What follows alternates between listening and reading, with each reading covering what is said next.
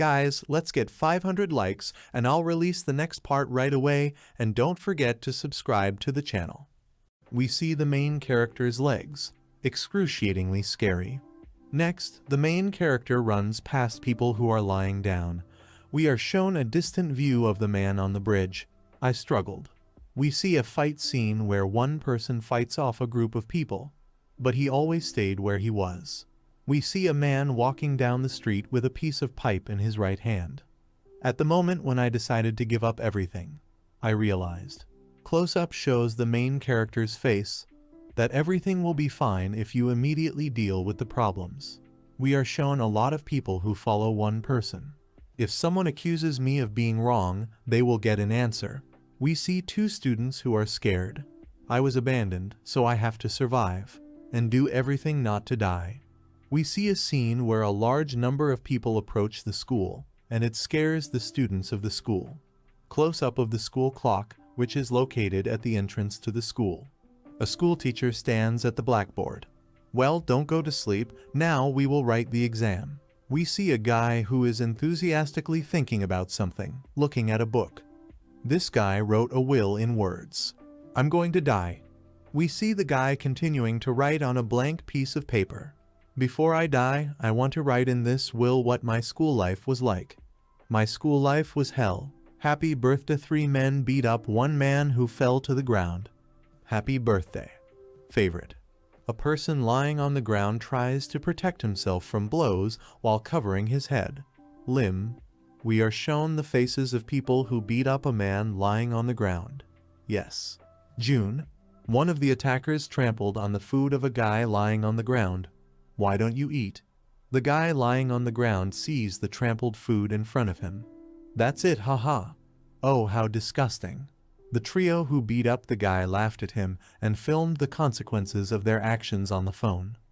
Then we see a photo of one of the abusers and a guy who is beaten up. He is held by the face, forcing a smile out of him. We see a sheet on which the guy who is beaten up wrote. Lee Doyen threw the cake on the floor and made me eat it. And with a grin, he videotaped it. They say that a person gets used to everything, but Loshak, where is your gratitude? Lee Doyen said. He continued. For celebrating your birthday, you idiot. He said all this while sitting astride the guy he had beaten up earlier. When the housekeeper was bullied, I felt disgusting. You can't get used to it. Asshole, do you like that you don't have any friends? What would have happened to you if it hadn't been for me? Ha ha. Lee Doyen continued while sitting astride the main character. The bell rang. Let's go, Minatochku, Lee Doyen said. Fly away. Swinging a slap in front of the main character.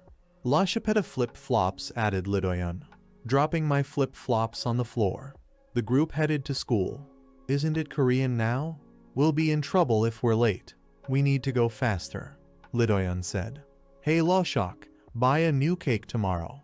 We'll celebrate your next birthday in advance. Ha ha, the main character said. Aha. Thinking about Lee Doyen being a jerk. I was already sick of Lee Doyen, but I still went to school. Next, we see the main character walking on the sand. However, someone suddenly called out to the main character. Hey, Lim Dajun, the bell for class has already rung. The teacher shouted from the classroom. Run to class. The main character went to school with his head down. The children in the classroom were discussing what was happening in front of them. I really feel sorry for Lim Dajun. Someone was making fun of him again. Something sounded in Lim's head. Don't laugh, Lim Dajun, the jerk. The audience screamed in humiliation.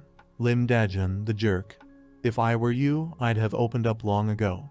Something sounded in Lim's head. Don't mock me. Then the main character imagined in his head as if he was standing completely naked on stage in front of a huge audience. Something sounded in Lim's head. Don't look. You are welcome. We saw Lim with tears in his eyes, by mentally saying, Leave me alone. I've made a decision that I won't take it anymore.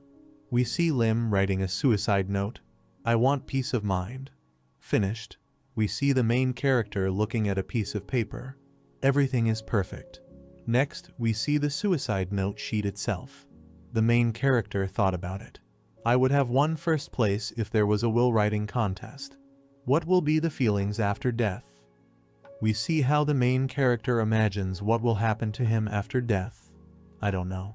Overall, is Doyoung to blame? We see how the abuser is taken away by law enforcement agencies. The abuser screams, "No, it's not me. That jerk died on his own." The main character reflects further. "You will be punished."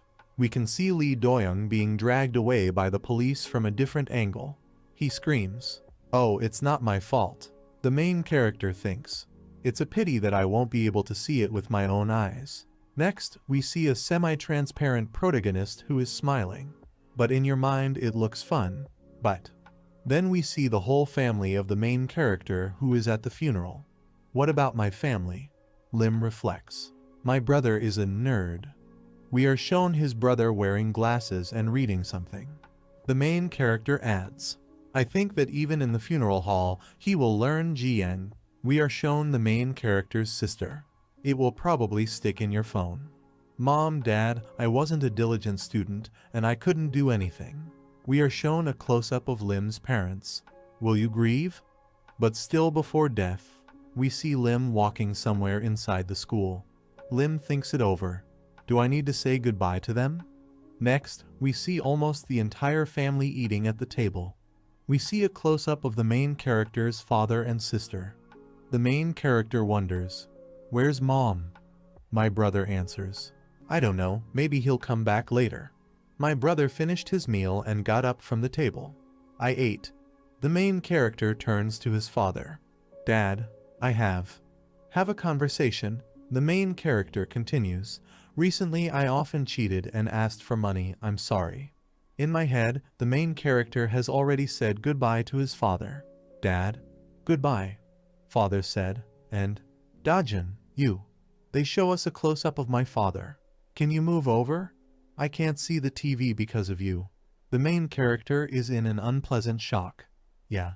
The following sounds came from the TV screen. The police found a murder at the school. The main character turned around to see what was going on. It was decided to disclose the personal information of the main suspect in the murder case. Majum, a sophomore, gave up. After a brutal murder, there are 7 people in the class. We see a student being taken out of school and filmed by a bunch of lenses. Reporters ask, "Student Majum, how were you bullied? Don't you feel remorseful for your actions?" "Gentlemen, I don't." We see the face of the prime suspect. The killer was added by a student. "That's crazy," said the main character's father. "Do you think I'm crazy? Do you think it makes any difference that they were bullied? How can you kill for this? Do you know all my victims? Met them." The main character is at school from what he heard. "The assholes who threw mud at my family and made me live like hell every day." Then comes the list of those killed. Kim Haejin, Lee Woobin, Kim Seungti, T Donghyun, Hwang Juwon, Tang Wooju, Kang Eun. These are monsters. The accused added it. "Have they experienced this pain before? I don't consider them human anymore," the suspect added. From the window, the parents of the victims screamed, "Crazy bastard, bring back my son. Do you see it? People who like me are called lashki. People always say that you need to forgive those who bullied you." The suspect continues, "The cops are talking. Please don't ask any more questions. Others don't care about us at all. We need to deal with everything ourselves. Don't commit suicide." The killer continued to scream, "Don't you feel sorry for yourself? Do you have to die because of some assholes?" The main character at this moment was in shock from what he heard. "So, no matter what, you must live," the killer screamed. "That you won't die," he continued. We see a scene where the main character seems to be right in front of the killer. The killer screams, "Kill them, it's coming from the TV." The police stop talking about Ma Jong-gong's unexpected behavior. Disputes over the punishment do not subside, because the criminal was a victim of those killed. The main character's father said, "I found something to be proud of," he continued. "How can you kill because of bullying? Complete nonsense." We see the drooping face of the main character. At the same time, the main character clapped his hands to the one who killed his abusers. He even got up from his chair. It was all happening in his head. Right. Currently, the main character was still in shock from what he had heard. He was thinking, why should I die? Next, we see Lim lying in bed and looking at his phone. He can't sleep a wink and stares almost directly at the phone screen. Lim reads the comments on the forum and thinks, can I, by looking at the forum, kill like that guy on TV? Then we saw the scene where the killer was standing next to the corpses of his victims. The main character began to imagine how he would kill his abuser. We continue to watch the fantasy of the main character, where he is called a murderer. You'll spend your whole life rotting in prison. Then Lim in his fantasy cries and apologizes for what he did. Sorry, it's my fault. No, I can't. The main character was on his knees with his hands outstretched in front of him. How can I take someone's life? It's scary. Why should I make such a decision? The main character began to cry. I just want to live in peace. Someone kill Lidoyan instead of me. We see the window of Lim's room. You are welcome. We are shown from a different angle of the main character. But if I don't do anything, otherwise I'll just die at the hands of dirty Lidoyan. Lim remembers being beaten up by Lidoyan, and my whole life will be in vain. We see Lim clench his fingers into a fist.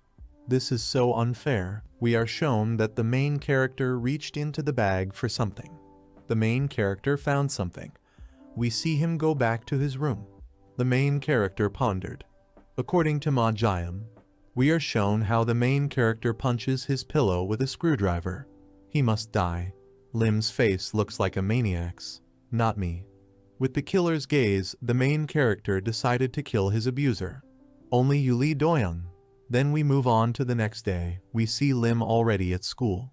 Lim was now sure what he was talking about. But when he came to school, he lost it. Lim sat with his head down and thought, will everything happen again today? You just need to avoid Lidoyan. At the same time, Lim was slapped on the back of the head by Lidoyan. He greeted his victim. Lashak, get the cake out quickly. It's your next birthday today, Lidoyan told his victim. Lim's eyes betrayed his desperation. Daejin, you're just like always. You should say thank you to us because no one shows interest for your birthday except us, said a group of hooligans standing over their victim. What to do? Lim thought. Now, we need to act? Lim reached for his screwdriver, which was in his left pocket. Soak Lidoyan first and then the others, Lim wondered. There was a look of hopeless horror on his face. Or will it just stop at Lee Doyoung? Lim continued to ponder. Grab it quickly, you trained yesterday. Why are you procrastinating? Quickly get the cake, or do you want to get it? Lidoyan said, leaning over Lim. At this time, the main character was thinking about how to grab his screwdriver that was in his pocket. Grab it quickly, Lee Doyoung. At this time, the bully looked at his victim without understanding what was happening. Lim started to pull his screwdriver out of his pocket. At this time, he was thinking, and stab him. Hey, what are you doing frozen? Lee Doyoung turned to Lim. Looking down on your victim from a high place. Lim looked horrified. Didn't you buy a cake? Lee Doyoung asked while looking at Lim. When I saw Lee Doyoung's face, I remembered an experiment with Pavlov's dog that we passed in the class of natural sciences. An experiment in which feeding took place only to the sound of a bell. We are shown the experiment itself. As a result, the dog spilled saliva just from the sound of it. In my case, this was done after much harassment and beatings. Learned fear. That idiot didn't bring anything, Lee Doyoung said. I just took a look at Lee Doyoung's face, Lim thought. The screwdriver started to fall out of my hand, and everything. It started with the head. Lee Doyoung grabbed Lim by the scruff of the neck. Then his whole body began to contract. And now my plan, which I've been working on all night. Lee Doyoung smiled, disintegrated at one glance. The main character continued to think. Next, we saw Lee Doyoung slap Lim's face. I hate myself for being weak. I'm finished if they see my weapon. Lim thought to himself. He was trying to hide the screwdriver in his bag. Meanwhile, Lee Doyoung was slapping him in the face while his companions watched on. I'm sick of Lee Doyoung. The main character thought to himself. You can't celebrate a birthday like that, Lee Doyoung said. As a friend, I'll throw you an after-school party. Lee Doyoung continued. Cheers for the party. After school, Lee Doyoung's friend said. Lim himself is in a stupor and couldn't even say a single word. Then we see a construction site. 3 gangsters dragged Lim to the construction site, and they called him Lashak. There was food on the construction site. Ramen, Coke bottles, and alcohol. I made you something even better than cake, Lee Doyoung said. To which Lim replied, I've never had a drink before. Lee Doyoung replied that there was nothing wrong with that. I'll teach you how to drink today, Lee Doyoung added, looking at his victim with a scary smile. You will drink alcohol, the bully continued. I know how to drink properly, wait, the bully said while mixing various drinks, so missing the last ingredient. At this, the main character's eyes were filled with despair. Give me your sock, Lee Doyoung commanded. By contacting one of your friends.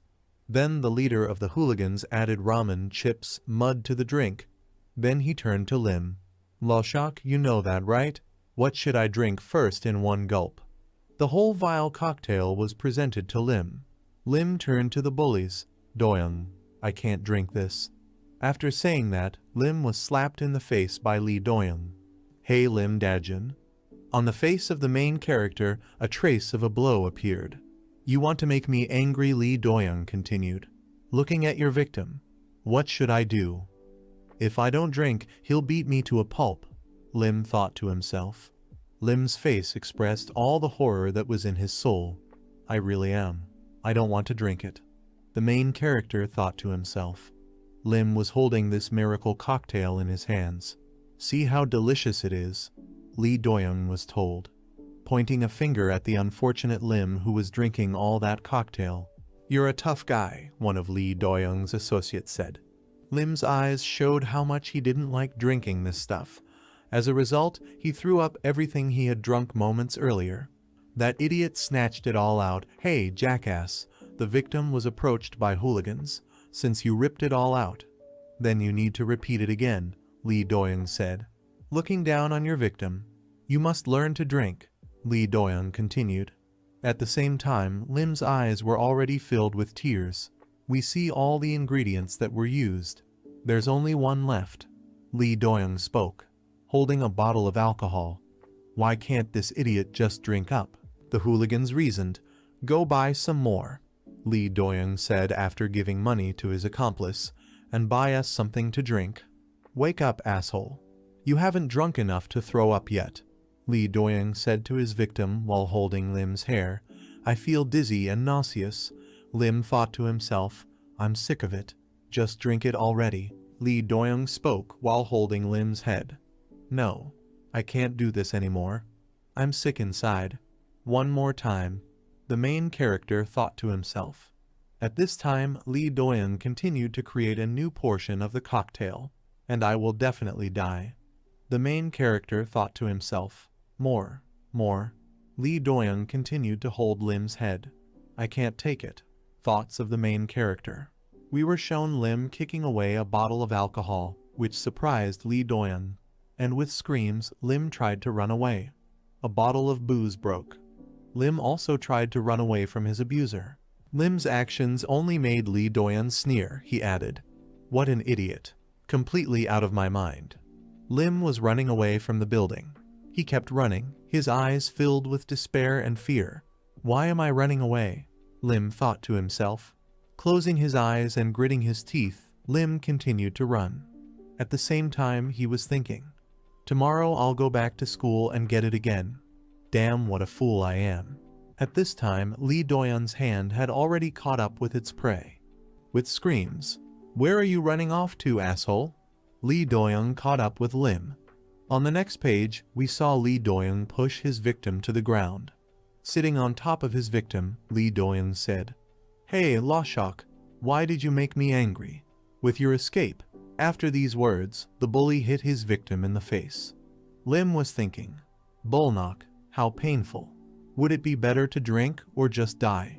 A school student thought to himself as he received a hail of blows to the face. We see Lee Doyoung standing in his place. Then the abuser grabbed his classmate by the hair and turned to him. Get up, asshole. Looking into the eyes of his victim, he said, "It's not over yet. Why do I have to live like this?" The main character was thinking to himself, while Lee Doyoung was dragging him by the hair, "I'm being bullied, and I can't answer." The main character thought to himself, letting out tears at this time.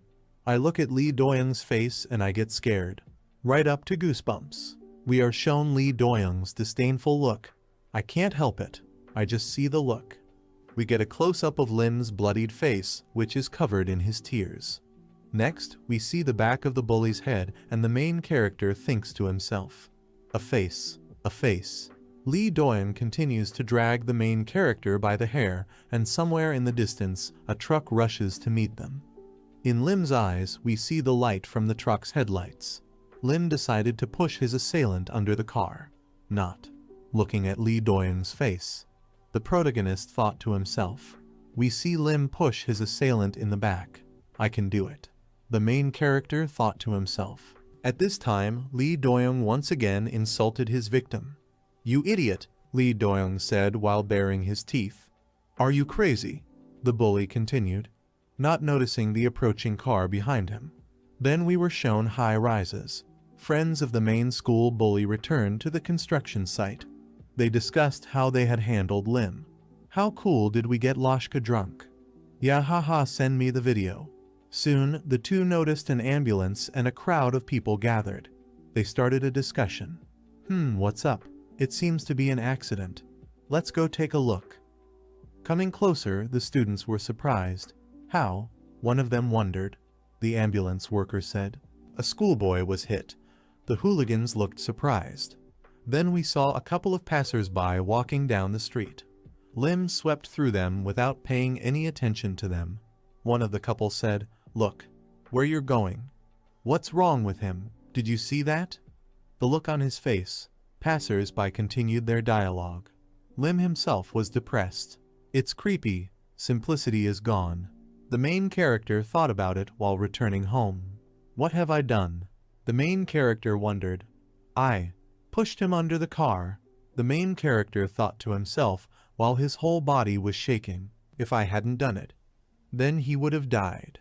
The main character thought, remembering the face of his abuser and the terrible beatings that he endured, and other moments from life, as well as the face of the killer who executed his abusers.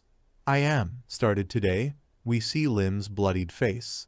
"I will live," the main character thought, and a ray of hope for a bright future could be seen in his eyes. "My desperate hoes survive." This ended chapter 1. Clever bastard. We see how the main character crawled under the blanket. Why didn't you turn yourself in? The main character is in thought after his act. There's no way you can hide something like this. Did Lee Doyoung really die? We were shown Lim running away from the crime scene. "I pushed him. In self-defense." The main character thought to himself. "But still, I pushed him under the car. I heard it in his head." We were shown the whole room of the main character. "No, if I hadn't done it, I would have died myself. I had no choice." The main character kept thinking to himself. "Actually, I just wanted revenge." Lim thought as tears welled up in his eyes. We are shown the main character's school in close-up. The next day, which I thought would be my last, I went to school as usual. We see how students go to school having fun communicating with each other. I wanted to know what happened after that incident. Lim couldn't calm down after yesterday. And more. Lim remembered the face of his assailant. We were wondering what the classroom would look like without this bastard. But why hasn't anything happened yet? Lim walked up the steps of his home school. The police are busy because they have other things to do. Lim pondered. Maybe I won't get caught, the main character thought. As if a criminal like me can get away with it. Lim lowered his head and stopped in front of the classroom door. It wasn't easy to stop clinging to hope. Maybe I shouldn't have come. I'm afraid to open the door. The main character was standing in front of the classroom and couldn't open the door. What if? Are the police waiting there to tie me up? The main character imagined how the special forces were preparing to detain him. Class.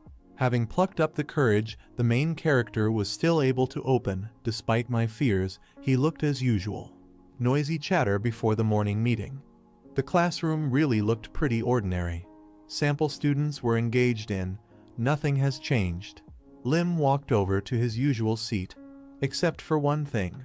Lim looked at the spot where Lee Doyoung usually sat. Lee Doyoung's empty desks.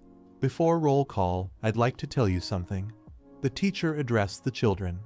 Doyoung had an accident last night. The teacher continued. He was hit by a truck and is now in a coma. Lim's face went pale. Apparently the injuries are very serious. The teacher continued. Hush, I'm not done yet. Judging by the police investigation. The teacher continued. Unfortunately, it turned out that he was hit by a car while crossing the road in the wrong place. These words shocked Lim. Let's hope that Doyoung gets better. If anyone wants to visit him, he is at the PA hospital. The teacher finished his speech. He said an accident. So, I won't be arrested, the protagonist thought to himself, gritting his teeth. Lim then slapped his face. No, what am I thinking? This is wrong. I know.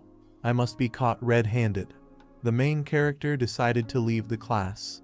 At this time, his classmates were discussing their lessons. I need to collect my math textbooks. Me too. I'll do it. But I want to live a normal life. Just for a few days. The main character thought. That's all. At this time, a noisy group passed by Lim. Today, I was enjoying my normal life while Lee Doyoung wasn't around. We see a full class of students, a regular class, and a regular break without the holiday bashing or bullying of my family. At first, I couldn't even figure out what to do. Lim pondered while looking at the book. But then, for the first time in a long time, I discovered a novel. We see a short story that Lim was reading. In middle school, I loved reading, but when I moved to high school, it wasn't up to that anymore. Normal school life. What's for lunch today? Curry with rice and mashed potatoes. Lim's classmates were discussing it among themselves. While Lim was reading the novel. It was something special, I thought. I just felt a little happier. We see Lim reading the novel. To the point where I didn't want to waste that time eating lunch. We see Lim crying and his tears fall on the novel. And this normal school life I was deprived of all this time. Tears welled up in the protagonist's eyes. Too late. But that's how I want my life to continue. The main character thought to himself as he wiped away his tears. At this time, a classmate turned to him. Yo, Lim Dajun. You're the one who pushed Doyoung, right? A classmate asked, pointing at the main character. Lim was shocked by the question. That crazy prick, did you really ask him that? Lol. I'm sorry, he was just joking, said the second classmate and led the first away. I saw him leave with Lee Doyoung's party yesterday, the first classmate said. Do you think a loser like that would have the guts to do that? Well, you're right, lol. Two classmates were loudly discussing the situation. Who would have thought that being a loser can be so useful? The main character thought to himself. Maybe it seems to me, but the atmosphere in the classroom has changed a little. The main character thought while sitting at his desk. These guys bullied the homeless every time Lee Doon wasn't around. But it could really be him, couldn't it? Che, you're going to get fucked up, haha. What are you talking about? Two friends discussed the situation among themselves. But for some reason, they didn't even bother me. The children who were bullied like me also felt more comfortable than usual. We were shown two of Lim's classmates who were also victims of bullying. Lim went to the window. Lee Do-yoon's absence made the classroom much quieter. Maybe I did everything right, the main character thought, looking out of the classroom. Yes, it's alright. The fact that I haven't been caught yet. It should mean that this is my once-in-a-lifetime chance to pay for all the suffering I've endured. Lim pondered, looking to the future with hope. Suddenly, he noticed a police car arriving at the school. Wow. The cops? I think we've come to detain someone. They're here for your soul, Tick-Law. Oh, fuck you. Students discussed it among themselves. No. Cannot be. Lim thought to himself. Suddenly, a student entered the classroom and loudly addressed the main character. Lim Dajun. The teacher told you to go to his office. Immediately. The main character's face was filled with fear of being revealed. The main character was thinking to himself. No, this can't be happening. Next, we saw how the handcuffs were closed on the hands of the main character. We see the main character in full growth in handcuffs. From now on, disciple Lim Dajun, a police officer, spoke. In the staff room, where the other teachers were gathered, "You are under arrest on suspicion of attempted murder." The policeman continued, looking at the main character. "You have the right to an attorney, and the right to remain silent." We were shown the main character, who was absolutely confused. Lim thought to himself, "Are you sure about this? Didn't you say it was an accident?" One of the teachers shouted. "Lim Dajun, you didn't do that, did you?" The teacher continued. "We didn't see it at first because of the blind spot behind the truck, but one of the cameras nearby caught Lim Dajun pushing Lee Doyoung into the road." The policeman said, "Lee Dajun, why did you do that?" The teacher asked his student. "For a moment, I was in a wonderful dream," thought the main character. You're a normal kid," the teacher shouted after his student. "I dreamed of going to school like a normal child. But as expected, God exists, and he doesn't give happiness to someone like me." Lim thought as he walked in handcuffs, his face looking like a psychopath's. The subsequent scenario of events took place exactly as it should have. We were shown how Lim was taken to the police station and his parents were called. I didn't think much of it when I saw it on the news or in movies. Lim was literally bursting into tears. But in reality, this burden was much heavier. Society kept reminding me of what I had done. "Give me back my son," Lee Doyoung's mother was shouting, holding Lim's breasts. We were also shown Lee Doyoung's extremely serious condition. Each time, I felt something heavy slam into my heart. The main character thought to himself, "I'll announce the verdict." The defendant pushed Lee Doyoung into the road, causing an accident. The judge in the courtroom said, "And causing serious bodily harm. Lim Dajun committed a serious crime amounting to attempted murder." The judge continued, "But since the accused was a victim of violence and was in a state of alcoholic intoxication at the time of the crime," the judge continued. We were shown how Lim and his family left the courthouse. He is sentenced to 2 years of probation. The judge concluded his sentence. "Because of the booze they forced into me and my suicide notes, I wasn't sent to a colony for imperfect summers," Lim thought while thinking about the verdict. "But I wasn't really happy about it. Is that all? There's still the school's oversight committee. That's how?" Outside the courthouse, Lim's parents were discussing what to do next. "Lim Dajun, you can go to school yourself," a father said to his son. "We see how parents are going to leave by car after sending their son to school. It felt like I'd already lost a lot," Lim thought to himself. Next up, we see the sign of the high school supervision committee. Lim Dajun, who defamed the dignity of the school without further proceedings, excluded from school. We see the main character sitting in front of the commission. The commission's decision came as a shock to the main character. "Can I go now?" Lim asked. "Wow, is Lim Dajun at school? I think he came because of the deduction." Students who were staring at the main character were discussing it among themselves. "Why isn't he in juvie?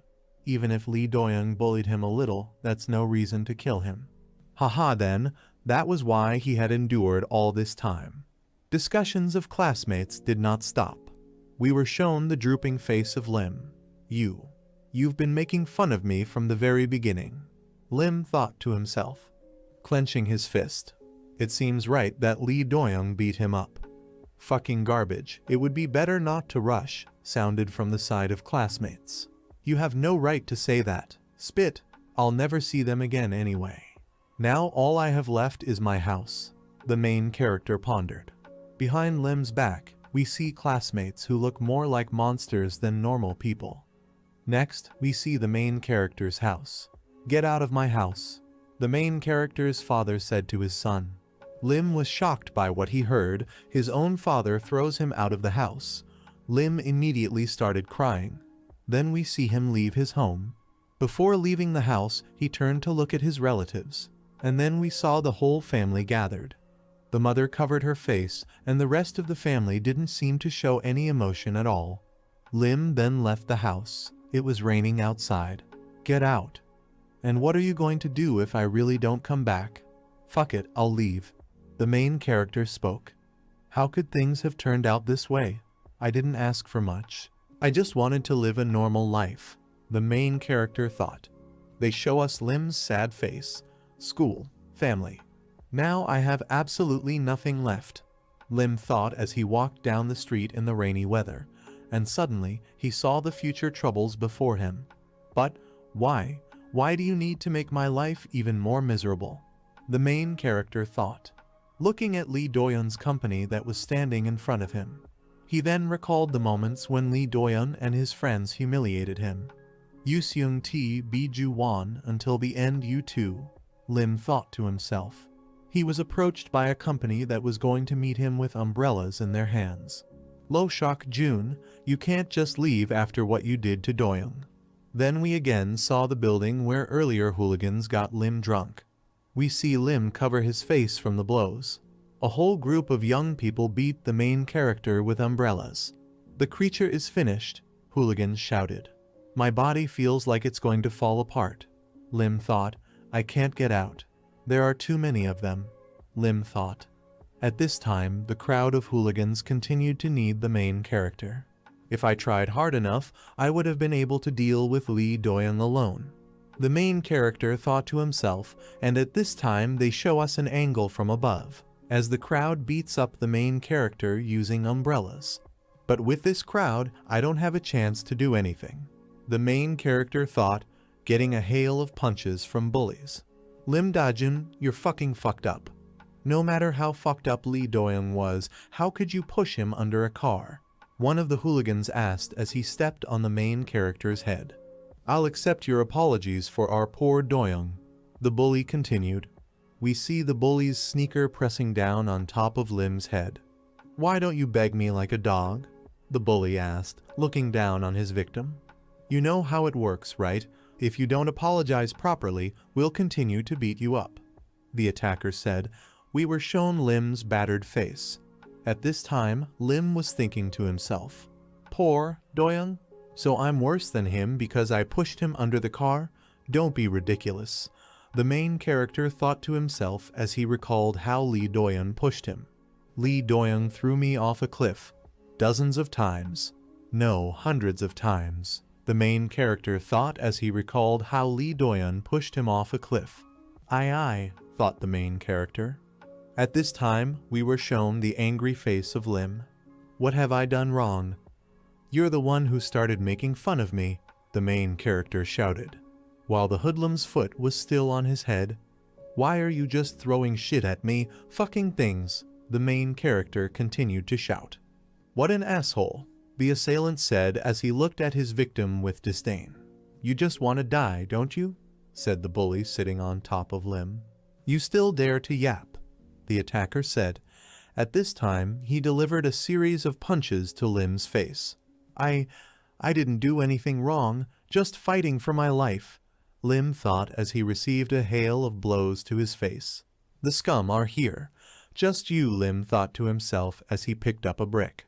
We were shown a surprised bully. On the next page, we see Lim hit the head of a bully who was sitting on it with a brick.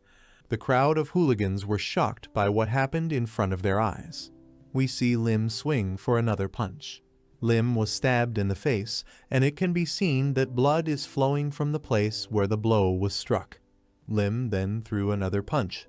What the fuck did you do, Lo Shok Jun? Hooligans wondered. That's right, I get it now, Lim thought to himself. Hey, put that down, crazy guy, hooligans shouted, looking at Lim. We see a bloody piece of brick in the hands of the main character. I don't have to feel guilty about such scum, Lim thought to himself. Through the hole in the brick, we can see the angry faces of the hooligans. To get rid of the garbage and not to die, the main character thought to himself. Then we see Lim's angry face. I have to kill, the main character thought to himself. Lo Shok Jun. The hooligans turn to the main character. They show us the construction site outside. Do you think this brick changes anything? The attackers continued. We see the main character's bloodied face. You're not the only one with a gun, asshole, the hooligan said. We see a group of people armed with wooden sticks. You should have been grateful that we only hit with umbrellas. Fucking bastard, one of the attackers said. We see the face of the main character, who understands that it will only get worse from now on. You're going to die today, the hooligan said and started shouting towards Lim. A hail of punches flew from all directions at the main character. We see that the main character has a hard time. I'm not going to take this anymore, the main character said as he struck the hands of one of the attackers. We see that from the hand where the brick hit, blood began to flow. What scum, the bully said and hit Lim from behind. He fell, finish him off. Hooligans shouted as they beat the fallen Lim with sticks. Ha! So what do we do with this complete idiot? Did you really want to beat us up on your own? Come on, look at me like last time, the leader of the hooligans said while holding Lim's head, who was being held by the other two. Lifting his head, the bully saw the expression on Lim's face, who didn't think to give up. He's gone, still staring, the assailant said while looking into the eyes of his victim. Still not calming down, the bully asked the main character, "Why am I such a weakling? If only I was a little stronger, I could have gotten my revenge." "Hey, who are you guys?" a stranger who came to the construction site asked. The gang turned to see who had spoken to them. "And what did you forget in someone else's house?" the stranger asked, holding ramen in her hands. "Can you get out of here so I can eat in peace?" the stranger asked the gang. The entire gang glared at the stranger. "Haha, do you live on a construction site? Where did this bum even hatch from? Let's get out of here while we're still asking nicely," Lim's attackers said. "I'm not kidding. This is really my home," the stranger said while looking at the gang. "And that was my pillow, but now it's covered in blood," the stranger said. "We see a brick that Lim used before, and the gang that holds him. Ale, you don't smoke at all? We told you to get out of here," one of the gang members said as he approached the stranger. "Okay, I still have plenty of houses," the stranger said. "I think I'll go to the playground today," he thought. "What's wrong with this jerk? Lol," one of Lim's attackers said. "Have you seen it? Aha, I immediately got into my pants." Before he could finish his sentence, a pack of noodles flew into the bully's face. On the next page, we saw a packet of noodles hit in the face, and the stranger approached the person at whom he threw the pack. Then there was a jump and a punch to the face. The stranger looked with disdain at the man he had just knocked out. The rest of the gang was surprised by this behavior. "What's wrong with that bastard? Come here, asshole," hooligans shouted as they approached the stranger. Next, we see a stranger's foot dragging on the ground. On the tracking page, we see that the stranger threw mud directly in the assailant's face with his foot. After that, I immediately threw a right cross to the head. One of the gang members was shouting at his back. "Are you out of your mind?" The stranger dodged the blow by diving. We see a stranger dragging the assailant by the clothes. Next, we were shown how a stranger struck a knee to the head. "You fucking coward, let him go," one of the gang members shouted, approaching a stranger. "Okay, catch it," the stranger said as he kicked the bully in the assailant's direction. That bastard. Before he could say the whole sentence, the bully got poked in the eyes with his fingers. The bullies screamed in pain. One of them said, "What are these idiots doing out there?" "Bastard, underestimating us," the bully said. "Stop it," the stranger said. "Still want to fight?" the stranger asked while holding a bundle in his hands. That's right." The hooligan's imagination started playing in his head, and he imagined that the package contained a knife. "You keep calling me a pussy, although there are more of you and even with weapons," the stranger said. "Then I can use it too, right?" the stranger asked. You'd better drop it," the bully said. "Forget it, you can take it," the stranger said as he threw the bundle into the bully's hands. "It was just chopsticks? I thought I wouldn't lose you." "Without a knife?" the bully said. Next, we see a stranger kicking a bully in the head. This guy, even though he fights weirdly, he's pretty damn strong, Lim thought to himself as he watched his assailants get beaten up. He had taken out Lee Doyoung's entire gang all by himself with ease. We see how the stranger lets the snaps in the head of one of the gang members. "Please stop. For help," shouted the bully, getting on the nose flicks. "It's okay, you won't die. You're just bleeding from the nose," Harim whining. The stranger spoke while releasing his snaps. "Just wait a bit and I'll fix the other side of it too." The stranger was speaking. We see Lim's surprised face. He's completely beaten down, but for some reason, it feels so good. We see the main character smiling. "What suckers Haza are? Look at how quickly they left their friends. Its skin is more expensive, right?" the stranger said. "I don't know why you did it," Lim said. We see the gang friends run away, leaving the rest of them lying on the floor. "But thank you for helping," Lim continued. "Who the hell are you? Get the fuck lost," the stranger said. Lim turned to the stranger, but the conversation didn't go well. "Okay," Lim said. "Oh shit. You shouldn't have thrown ramen at them. Looks like I'm going to be hungry today," the stranger said, feeling a little dejected after his act. We can see Lim pondering something. "Sorry. You can please," Lim said as he reached out to touch the stranger's shoulder. "Make me as strong as you are," Lim made a request to the stranger. "Hands removed gone," the stranger said as he swung at the main character. "Wait," Lim said. "Ramen, I'll buy you some ramen. Just please listen to me," Lim said while covering his face with his hands. We see Lim trying to talk the stranger into talking. "That's all I ask," Lim said. Then we see some kind of cafe. "So your name is Lim Dajin?" the stranger asked.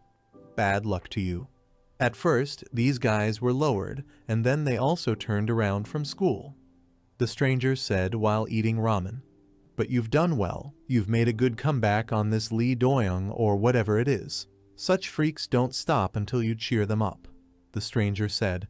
We see Lim and his savior sitting in a cafe. "This guy, in normal life, he is much more fun," Lim thought to himself. "And you have balls, even though you don't look like you like it," said the stranger. "So you're going to do what I asked you to do?" the main character asked. We see two characters sitting next to each other. "Of course. I won't teach you how to fight," the stranger said, looking down on the main character from high above. "Please, I beg you. I'll buy you some more ramen," the stranger said. "I'm not a bum at all," the stranger thought. "There's another reason why I won't do it. Other than that, it's still a bit of a hassle," the stranger said while looking at Lim. "How do I tell you? You're not meant for fighting," the stranger said. Lim looked surprised. "What?" Lim thought. "You're something like a flower grown in a greenhouse," the stranger said. In the picture, we can see that the main character is inside the greenhouse where there are other flowers. "You've lived too normal a life," the stranger continued. "You'll have to follow me everywhere if you want to learn how to fight like me. But you look like you're going to throw your hooves off in the street for a second or two," the stranger said. We see him looking at Lim with disdain. "Just give up and don't load me up with stuff." The stranger didn't have time to finish his sentence when Lim interrupted him. "I can do it. I'll adapt no matter what it takes. So please," Lim said while looking at his savior. "I'll try to get this across to you in a nice way," the stranger said. We see Lim getting slapped in the face by a stranger. "You're not ready yet. Go home. I'll kick your ass if you follow me," the stranger said. We see the stranger leave, leaving Lim at the entrance to the cafe. "Why does he say I can't do it?" Lim thought to himself. "Do I have to suffer for the rest of my life?" the main character thought to himself, letting out tears. Then we get a close-up view of some part of the city. Lim began tracking his rescuer. The main character from around the corner spied on the actions of the stranger who saved him. "I can't just give up," Lim thought. After that time, I kept getting bounces, but, Lim thought, remembering how the stranger had slapped him in the face. "I will also become strong and be able to make those who bullied me beg for mercy. If you don't want to teach me how to fight," Lim thought as he peeked around the corner. "I will repeat your every move, and I will become as strong as you," Lim thought as he watched the stranger put his hand in the trash can. I continued to follow him. As I said earlier, I repeated everything he did. The stranger picked up a jacket from the trash and thought that it looked good on him. Next, we saw how the main character took dirty clothes from the trash and put them on himself. We see a stranger holding a bowl of food in his hands. On the next page, the stranger looks around while Lim sits in the bushes. Why did he bring only rice to the park? Here's an asshole eating canned cat food instead of a side dish. The main character thought. We see a stranger eating cat food. But if I want to get used to living outside, I should too. The main character thought. We see him peeking out from behind the bushes at his savior. Don't touch cat food just because you have nothing to eat, a man shouted, trying to catch up with Lim. At this time, Lim was running away and said, "Sorry, let's go up the hill." "Good," the children said. We were shown a playground. Lim's savior was lying on the slide asleep. "Let's just go back. I'm scared." Children communicated with each other. "I'm lying." The child was playing with a typewriter. Vroom vroom. The boy continued to play, rolling the typewriter over the head of Lim, who was lying on the playground. Even the way he slept, Lim thought. He lived like a wild animal. Lim thought as he peeked at the savior from around the corner. To think that there really are people who live like this. But would it help me to follow him around and keep repeating myself? Lim wondered. At this time, peeking from the corner for a stranger. Sometimes I wondered if I'd been wrong about watching him. But each time they dissipated as soon as they saw him fight. We see Savior Lim beat up 3 people. "Please, only in this race," one of the beaten ones said. "Didn't you get into a fight yourself?" Lim's savior asked. We see the man who saved Lim holding his victim's face. "Squeeze your jaw tight, you'll lose a couple of your teeth," the savior said, preparing to throw a punch. "Aha! If I become like him, I can get my revenge," Lim thought as he peeked at his savior. The person who saved Lim noticed that Lim was following him. We can see the building. Lim continued to follow his new acquaintance, while the subject of surveillance himself already realized that he was being followed.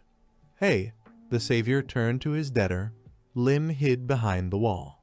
"How much longer are you going to tail me around?" the person who saved Lim asked.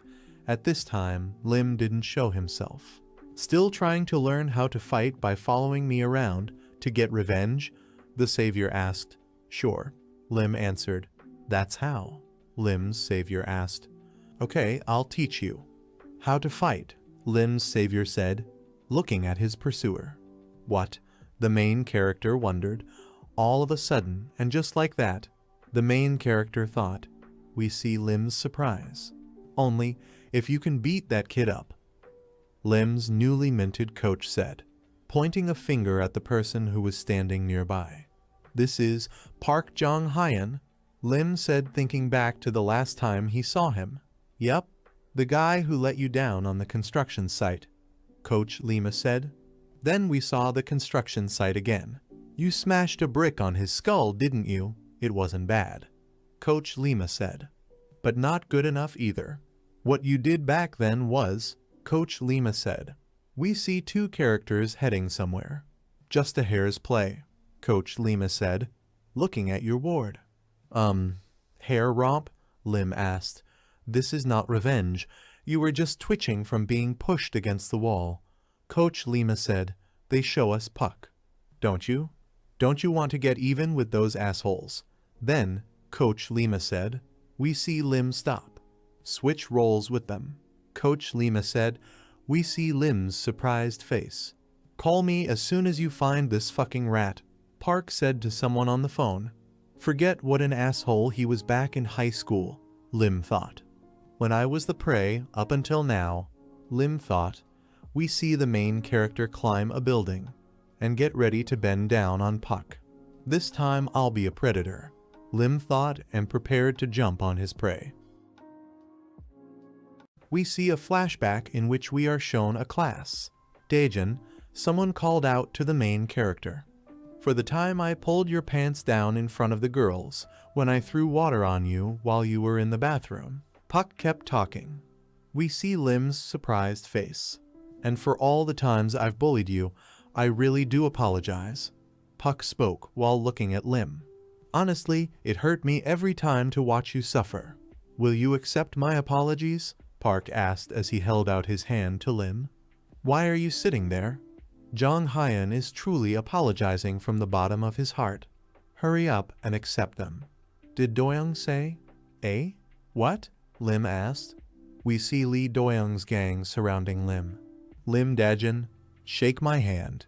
Puck said. We see Puck's sardonic smile. Fine, Lim said as he extended his hand. We can see that Puck is gripping Lim's hand tightly. Did you like my apology, Daejin?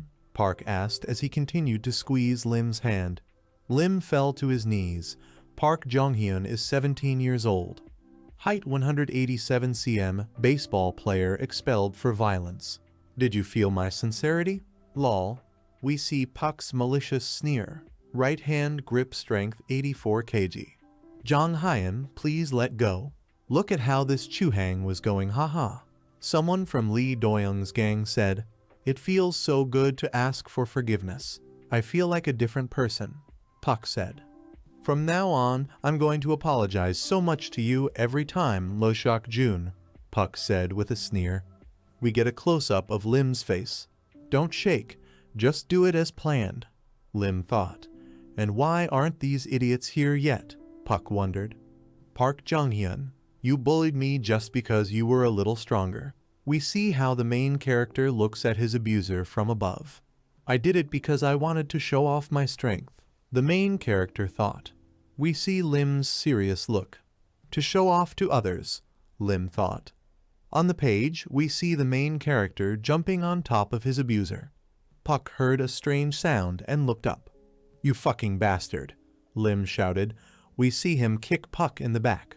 We can see that Lim's attack caused damage to Puck. Coach Lima was surprised to see the jump of his ward. Next, we see Lim land. I did it. It was even easier than I thought, so it's true. Whoever strikes first wins, the main character thought to himself. A wicked smile appeared on his face. Now all that's left is, before Lim could finish thinking, he saw a fist flying at his head. On the next page, we see a right-handed punch to Lim's head. I can't believe it, Puck said. Lim's face started to bleed again. At first, I didn't even understand who it could be, but it turns out to be our expelled Lo Shok Jun. Puck wondered, scratching the back of his head. Haven't you had enough trouble on the construction site? Did you want to fight? Park asked as he launched a series of punches at Lim. The first kick came out pretty well, but that's it. This kid. Coach Lima thought. The newly minted coach's gaze was filled with pity for his student. I should have wasted my time on it, Coach Lima thought. It hurts like hell, much more than last time, Lim thought as he missed the punches to his face. On the next page, we see Puck kick Lim, who flew away in the direction of garbage bags.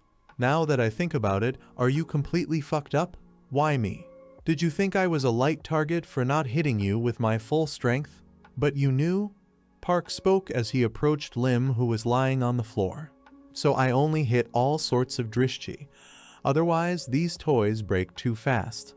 Lol, Puck said. On his face, we see a sneer at Lim. But I'll make an exception for you. Today Puck didn't have time to finish his sentence. We see that Lim is near the garbage bags. From the heart of you, Oharachu, Puck said.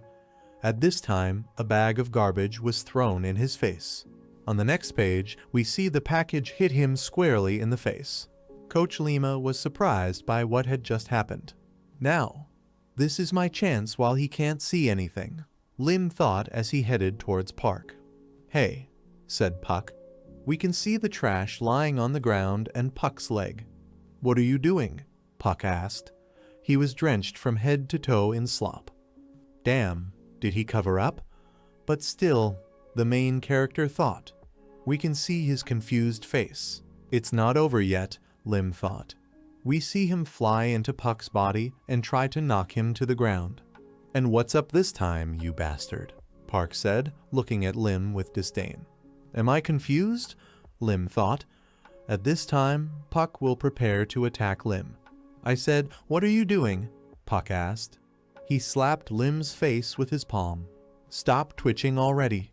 Die," Park said as he pressed Lim against the wall and prepared to throw a punch with his right hand. Lim tried to hit Park's eye with his fingers. "Lim Daejin, don't tell me that you," thought Coach Lim as a spectator of the street fight. "Did you try to act like I did that time?" Coach Lim thought as he recalled his fight with Lee Doyoung's gang. Imitating me is not a bad idea. The coach thought, "We see Park's back after Lim launched his attack, but the execution is simply nightmarish." The coach thought, "We see that Puck caught Lim's fingers and squeezed them. Do you like dirty tricks, motherfucker? It's pretty dangerous, you know?" Puck said. "Lashyok Jun, have you come to take revenge for being treated unfairly? But what can you do?" Park asked Lim. Meanwhile, Puck continued to break out the protagonist's fingers. "When such a fucking loser can't even fight back properly," Puck asked his victim. We can see Puck smiling. Puck's smile faded. Puck said, "Are you just going to stare?" Puck asked. We see Lim's serious look. I said, "Don't get mad at me," Puck shouted. Meanwhile, Park was throwing a series of punches to Lim's face. "Are you asking me if I feel that I've been treated unfairly?" The main character was thinking at this time. "Hell yes, I got kicked out of school because of you, and I've been feeling this way ever since my life went downhill." The main character thought. We see Lim receive a series of punches to the face. "If I could, I would have killed every one of you," Lim thought. We see Puck swing for another punch to Lim's face. "Do you want me to beat up Park Jonghyun? If I could do that, why would I learn to fight?" Lim asked his coach. "If you think you can't, then don't try. I wash my hands of it," the coach said as he walked away from his student. "Wait a minute," Lim shouted at his back. "I understood. I'll try," Lim said. "Good, haha," said the coach. "But do you really think I can win?" Lim asked while facing his coach. It's going to be a bit heavy because of the weight difference," the coach said. "As I thought, it's impossible." Before Lim could finish his thought, the coach interrupted him. "You never know," the coach said. "In a street fight, it doesn't matter what tactics you use," the coach said while looking at his charge. "Didn't you say that he ruined your life?" added a trainer. At this time, Lim recalled how Park bullied him. "Then what's there to think about?" the coach asked. We see the coach's smile. "Use whatever you need," the coach thought. We see Lim's angry, bloodied face. "Probably, but that's all. Was that time on the construction site an accident?" the coach thought. We see Coach Lim's thoughtful face. "I thought he might be able to do something." Savior Lim pondered the situation. We see how he was about to leave his newly minted disciple. "Huh?" the coach said. His gaze showed surprise. "Lashyok Jun you," said Park. He was very surprised. "What the hell is this?" Puck asked. We see something that looks like a knife wrapped in newspaper hit Puck's side. "Do you expect me to believe that such a coward would bring a knife with him? It's not even funny." Puck spoke, looking at the bundle. "So throw it," Puck said, taking the bundle by the tip. "This feeling," Puck thought. We are shown the shock on Park's face. "You're right, this is some kind of nonsense, hee. So grab on tight. You have a strong grip, don't you?" the bloodied Lim said. "What do you want?" "Squeeze it just like you did with my hand," Lim started shouting. The main character's face was drenched in his blood, and at the same time, it expressed the anger that Lim was feeling. Lashyok Jun, that crazy guy, Puck thought.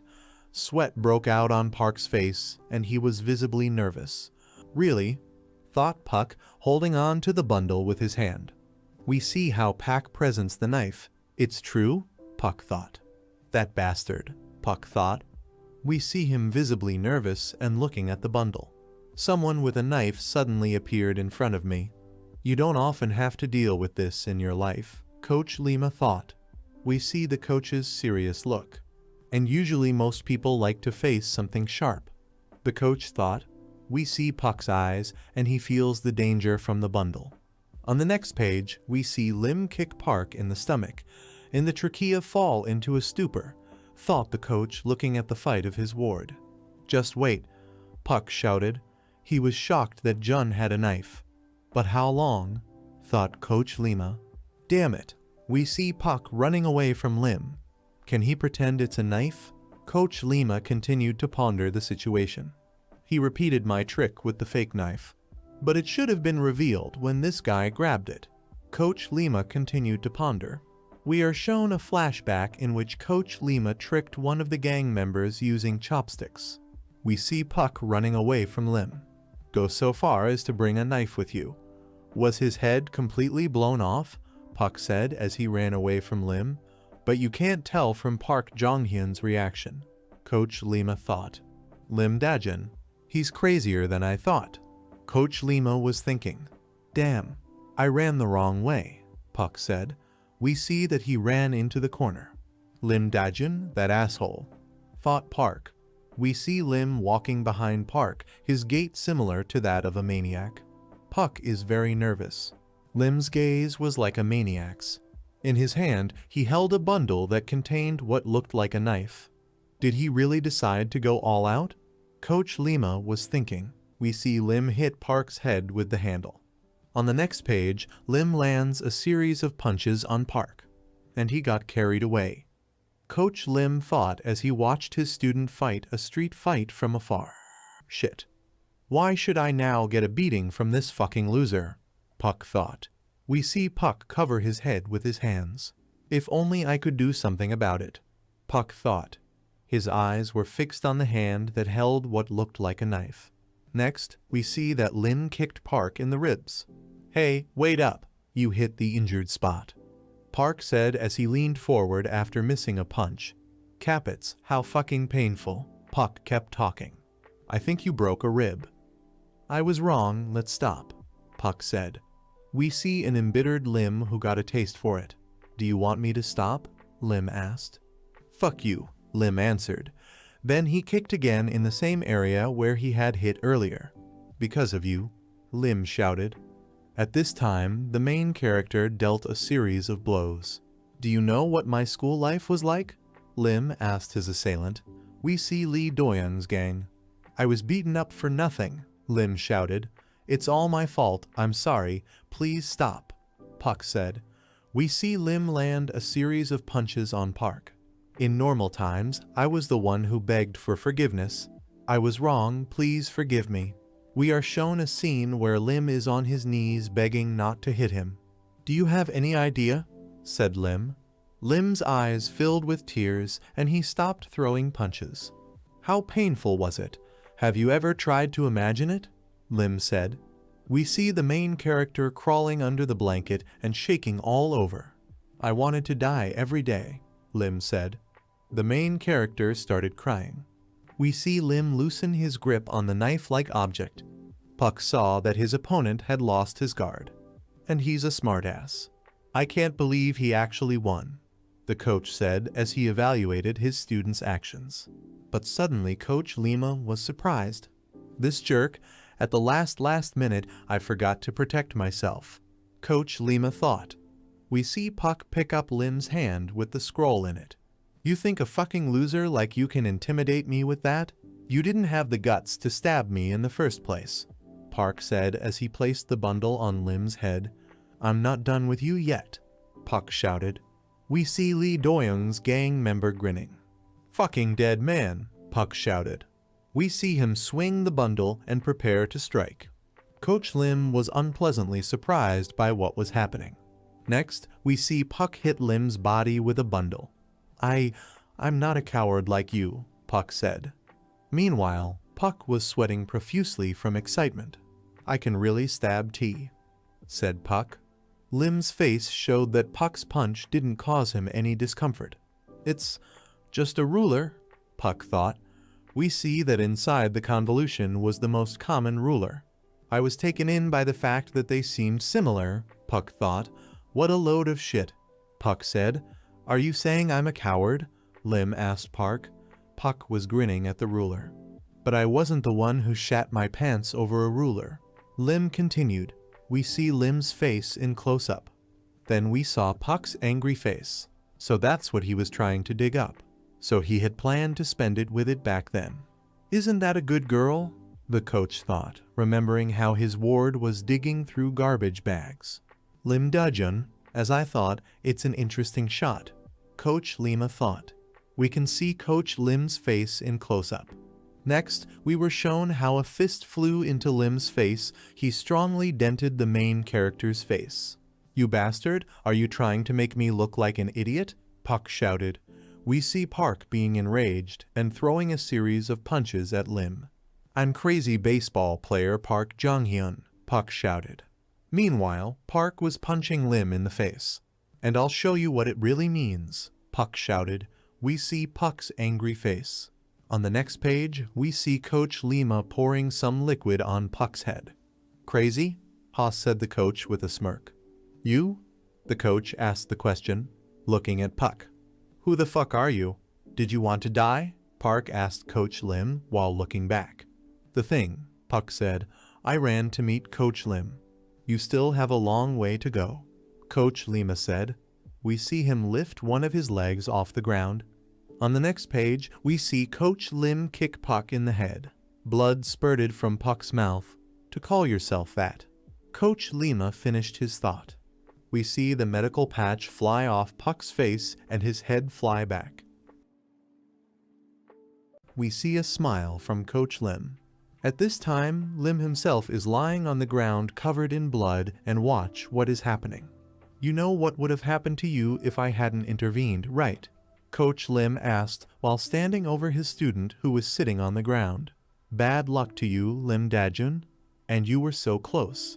The coach continued. You've lost.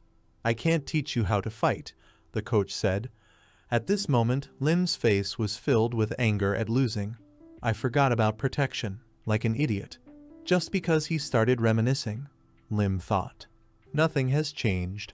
I was so eager to switch, Lim thought. We see Lee Doyoung's gang leave after Lim's latest humiliation. We see Lim start to cry. Lost again. Those bastards, Lim thought. We see how he hit the ground with all his strength with his fists. Lim smashed his fists into blood. Coach Lim looked at his student with interest. Are you so eager to become strong? The coach asked while looking at his student. Even though you were beaten up like that? The coach asked the question. Lim's face was covered in his own blood and he was crying. Phew. Okay, I'll give you one last chance, the coach said. We see his sly smile that doesn't promise us an easy way out. But it will be much more difficult. Does it suit you? The coach said while looking at Lim. Lim listened intently to his mentor, shedding tears. You haven't said a word in all this time. Where are we going? I've never been in the area, Lim said. We see that two characters are heading somewhere. For you. Those assholes from your school seemed like the worst scum of all, didn't they? The coach asked his student. Lim was puzzled by the question. Exactly, Lim answered. Frankly, the really dangerous guys lurk on the other side, Coach Lima said. They're the ones that the school can't contain, Mentor Lim said. Lim was surprised by these words. Lim Dajan. Leaving school isn't the end of it. If you really decided to live on the streets, then you will run into people who are many times worse than those you have ever met. Those who have nothing left to lose are the ones to be afraid of. The coach said to his student, we see that the characters are heading towards a certain place. If you get up, then you can run into extremely dangerous guys, Coach Lima said.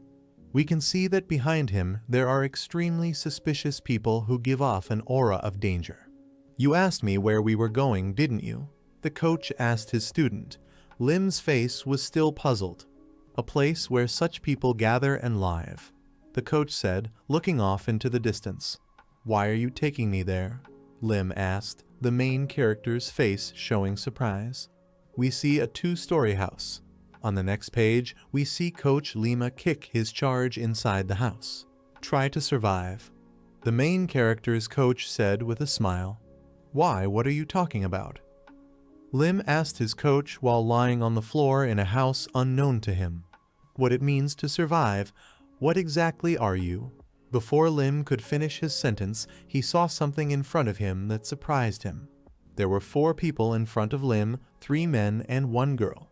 Lim's face was filled with fear of the people he saw in front of him. We see the house that Lim hit, and someone turns to him. "So you say that you have to live here if you want to learn how to fight?" A stranger who was sitting on a chair asked Lim. "Yeah," the main character answered. "And who decided that?" the kid with red hair asked, looking at your new neighbor. "Joe Hangul? I can't believe it. He just threw you in here and dumped you," said one of the locals. We see Lim sitting on his knees in front of the occupants of the house. "Are you a good fighter?" the kid with the red hair asked.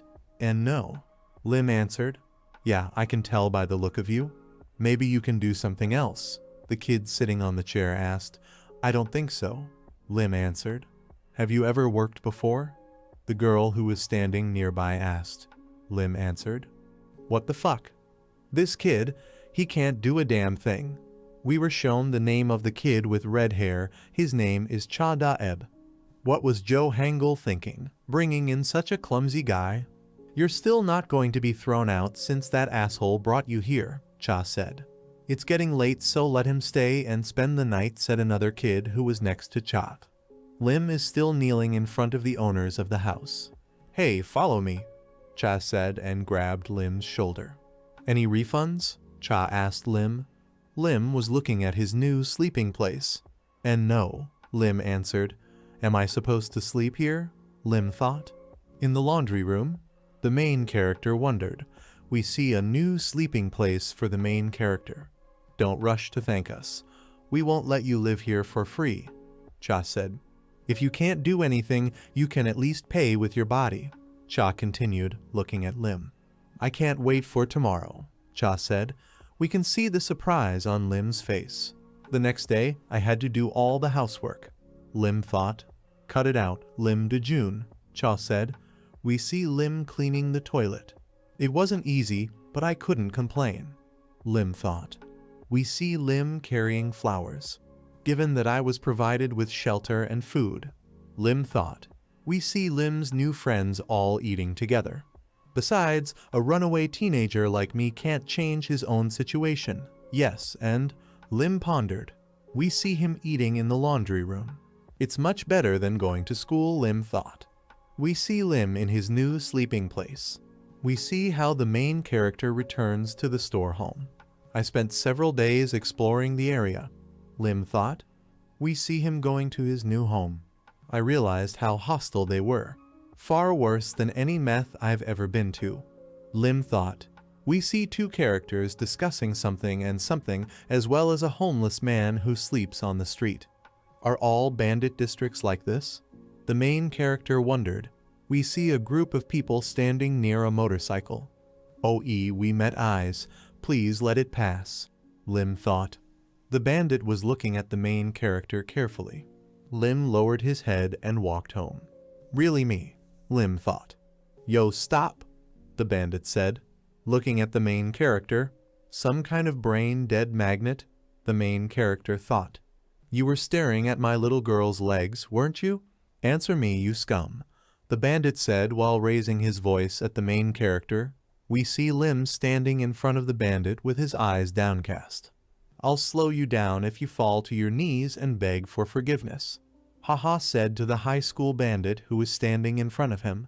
"Go easy on him, kid." The I.S. is about to burst into tears, the bandit's girlfriend thought. "This asshole is trying to show off to his girlfriend," Lim thought. Joe Hangul. Did he mean by survival such assaults? The main character thought as he recalled Cho's face and words. You're ignoring me? Maybe a couple of breams will bring you to your senses," the bandit said as he swung at Lim. "Before, I wouldn't have resisted swallowing it." We see Lim drop his bag on the ground. "But now I'm ready for a run-in with such bastards at any time," Lim thought. We see the main character preparing to strike. We are shown the bandit's surprised face. "What are you doing here with my footman?" Cha asked, standing behind Lim. "What is it?" "Now that you've finished your shopping, hurry up and start cleaning out the porch. No need to suffer bullshit with such garbage," Cha said. We see Cha pick up the bag and pass it to Lim. That bastard, the bandit said as he held onto his nose where the blow landed. Let them go Hyun-T. You've heard the rumors about him, the bandit's friend said. Kim Teek is also with him. They're from Jo Hangul's group. Let's go, the bandit's friend said. We see the back of Cho's friends. A link, Hyung shouted. What? The bandit's accomplice asked. You think you can scare me with something like that? Hyung continued to shout. Are you completely out of your mind? The bandit's friend asked. We see Hyung pull out a knife. Where are you going? Hyung said as he walked towards Cha with the knife. We can see that Cha and Lim are paying attention to Hyung. Next, we see Cha catch Hyung's hand. On the next page, we see Cha take a step forward towards Hyung. We see Cha stab Hyung in the head. Hyung fell backwards on the ground very loudly. Hyung's company was shocked by what they saw. That guy, Cha da fuck, Lim thought as he watched Cha knock Hyung out. Who else wants to wave fly in? Cha said while looking at Hyung's group. He's just as strong as Jo Hangul. The main character thought. I went, Hyuna's girlfriend said, running away from the scene of a fight. Not, we're out of business, Hyung's friend said. They're fucking bespectacled. Ha ha, Cha said as he watched Hyung's friends refuse to fight him. Are all of Jo Hangul's friends so strong? Lim asked as he looked at Hyung lying on the ground. We see Hyung and his friend standing on the street while Hyung bangs his head against a phone booth. Cha da fuck, you son of a bitch. Whether they're from Jo Hangul's gang or not, I'll kill them all, Hyung shouted, banging his head against the wall. Cool down, Hyung's friend said. Do you really want to kill Jo Hangul's people? An unknown character asked Hyung. We can see that Hyung's forehead is bleeding from hitting the wall. What if I help you? The unknown said to Hyung. Hyung looked surprised. You're the same, Hyung said while looking at the person who proposed to him. We can see that Hyung recognized the person standing in front of him. A few days later, we see where Lim's new friends live. They all sleep unsuspectingly. Hyung was watching them through the window. He grimaced at his assailants. We see Hyung open the valve on the gas cylinder, and he brought a hose to the door in order to fill the room with people with gas, and they died in their sleep. But at this time, Lim sensed something was amiss. He decided to wake up and go to the bathroom. Tubzik, Lim said. The main character smelled gas. He immediately covered his nose with his hand. What's that stink? Lim thought. It looks like gas, Lim thought. We can see that Cho and Kim are already drooling over the gas. We need to air it out faster, Lim thought and headed for the door. He opened the door and slammed the door into the face of Hyung, who was standing right next to the door. What the fuck? Hyung said. We can see that his nose is bleeding from being hit by the door. You're that guy, Lim said while looking at Hyung, who was trying to kill his friends. Hey, to stand, Lim shouted at Hyung's back as he ran away. Could it be? Thought Lim. Targeting the guys? Lim continued the thought while looking at his sleeping friends. We can see Lim pondering his next move. Next, we see the street where Lim had previously come to his new abode. They show us Lim running. We are shown a flashback in which Lim met Cha. Along with this, we see Lim running after Hyung. You're right. I can't do anything yet, Lim thought. What the? Said Cha. We see him frothing at the mouth. What's happening? Cha asked. We see that Lim has taken all of his friends out into the fresh air. Why is this asshole okay? Weren't they supposed to sleep in the same room? Hyung wondered. We see him breathing heavily after he ran away from the crime scene. I'm fine because I'm sleeping in a different room, Lim said as he caught up with Hyung. We see Hyung's angry face. What I really want is... The main character thought as he caught up with Hyung. We see that the main character was able to catch up with the one who tried to kill his friends. Beating the shit out of a fucking duck like you, Lim thought. Where are you going? Lim asked Hyung. We see the main character's face glowing with happiness as he finally managed to catch up with Hyung. A few days before the gas incident, We see Cha and Lim standing on the roof of the house. Hey, Cha said. Didn't I tell you to fuck off? Why are you messing with me? Cha said while looking at Lim while holding a cigarette. Teach me how to fight with yours? Cha continued. Meanwhile, Lim looked at Cha hopefully, hoping that he would teach him how to fight. You took out that scumbag in one fell swoop. That's what I want too, Lim said. We see a flashback of the first meeting with Hyung. What's this loser talking about? Cha thought about it. We see Cha's displeased face. Meanwhile, Lim is ready to start training. Joe Hangul, you little goat, hurry up and get him out of here, Cha thought. He clearly has no talent for. Cha thought. Suddenly, a jump rope fell at his feet. Cha turned his attention to the skipping rope. Nah, said Cha, throwing a jump rope into the water. Is it a jump rope? Lim asked. A guy like you could use it to shake his ass, Cha said. And how many times? Lim asked. I don't know, stupid. You tell me, Cha said. And how many times can you do it? Lim asked. We see Cha stubbing out a cigarette in an ashtray. Me, Cha asked. I can easily do it 100,000 times in one set, haha, Cha said, pointing at himself. 100,000? Lim thought. At the time when I was doing a lot of work, it was normal for me, Cha said. Lim swallowed hard. We see the building that Lim now lives in. Where the fuck is this guy skulking around all day? I haven't seen him since last night. I didn't even wash the dishes, Cha said while yawning. Stop. He didn't take those 100,000 times seriously, did he? It was just a chatter, Cha thought. We can see Cha thinking about what Lim said yesterday. He's not that stupid, and he certainly wouldn't be, Cha thought. Eh? Said Cha. We see Cha's surprised face. We see the main character jumping rope until the 7th sweat. What the hell? Cha thought. Has he been hopping around here all night? Cha pondered. Did you really suffer from this useless bullshit? Cha asked.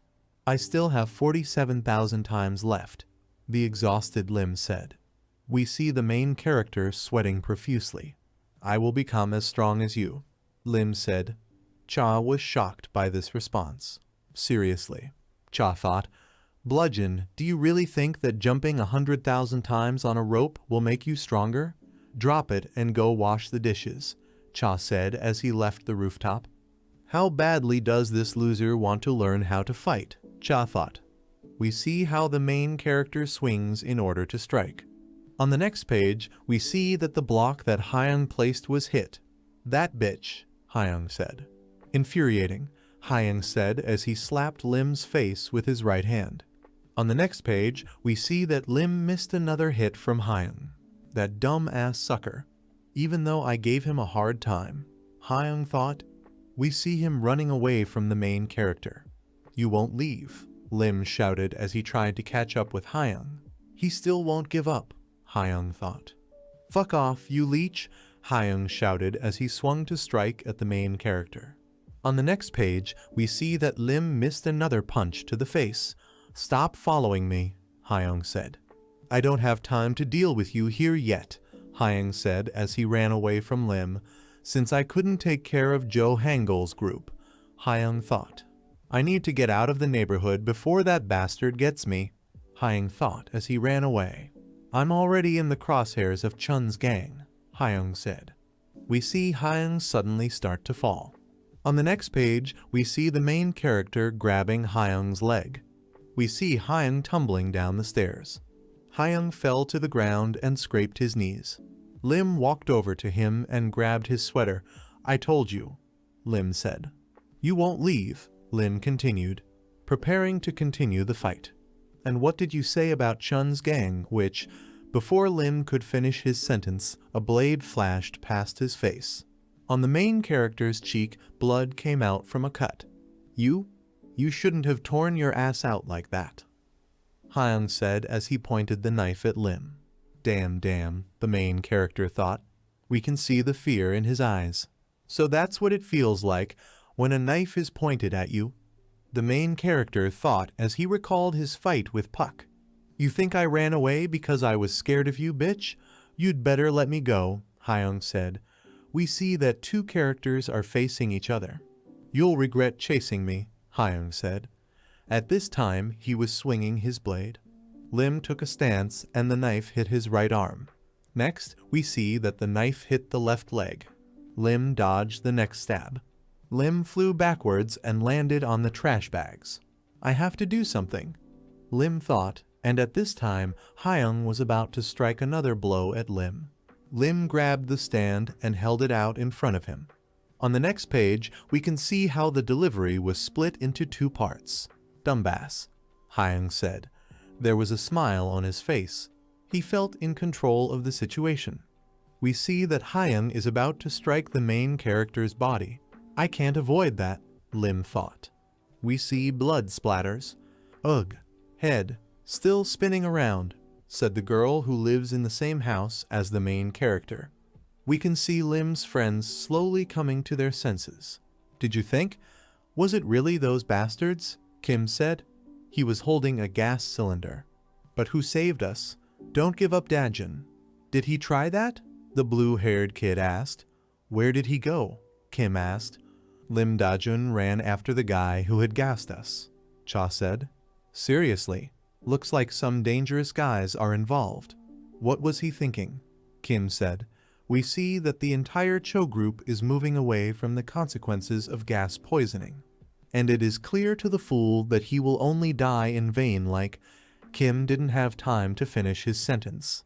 "This is not going to happen," Cha said, looking at your friends. "Cha da fuck, wake up," Lim said as he slapped Cha's face. "What?" Cha asked. "You guys owe me money now. I thought I'd sit back while I dragged you out," Lim said as he held onto Cha's shoulders, who hadn't fully woken up yet. "Chi debtors? I want to eat," said Cha, who still hasn't fully woken up from his slumber. "I don't think he's fully recovered yet," Lim said, holding Cha's shoulders. "I saved you, so you'll have to teach me how to fight, and let's split up the chores around the house. I'll find a part-time job too," Lim said while looking at Cha, "and share the pork tenderloin with me," Lim thought. "Fuck you," Cha said. "Did he get anything at all?" Lim asked. We can see that Cha still can't wake up. "Okay, if I catch the guy who did this, then will you recognize me?" Lim asked the still sleepy Cha. "What?" Cha asked.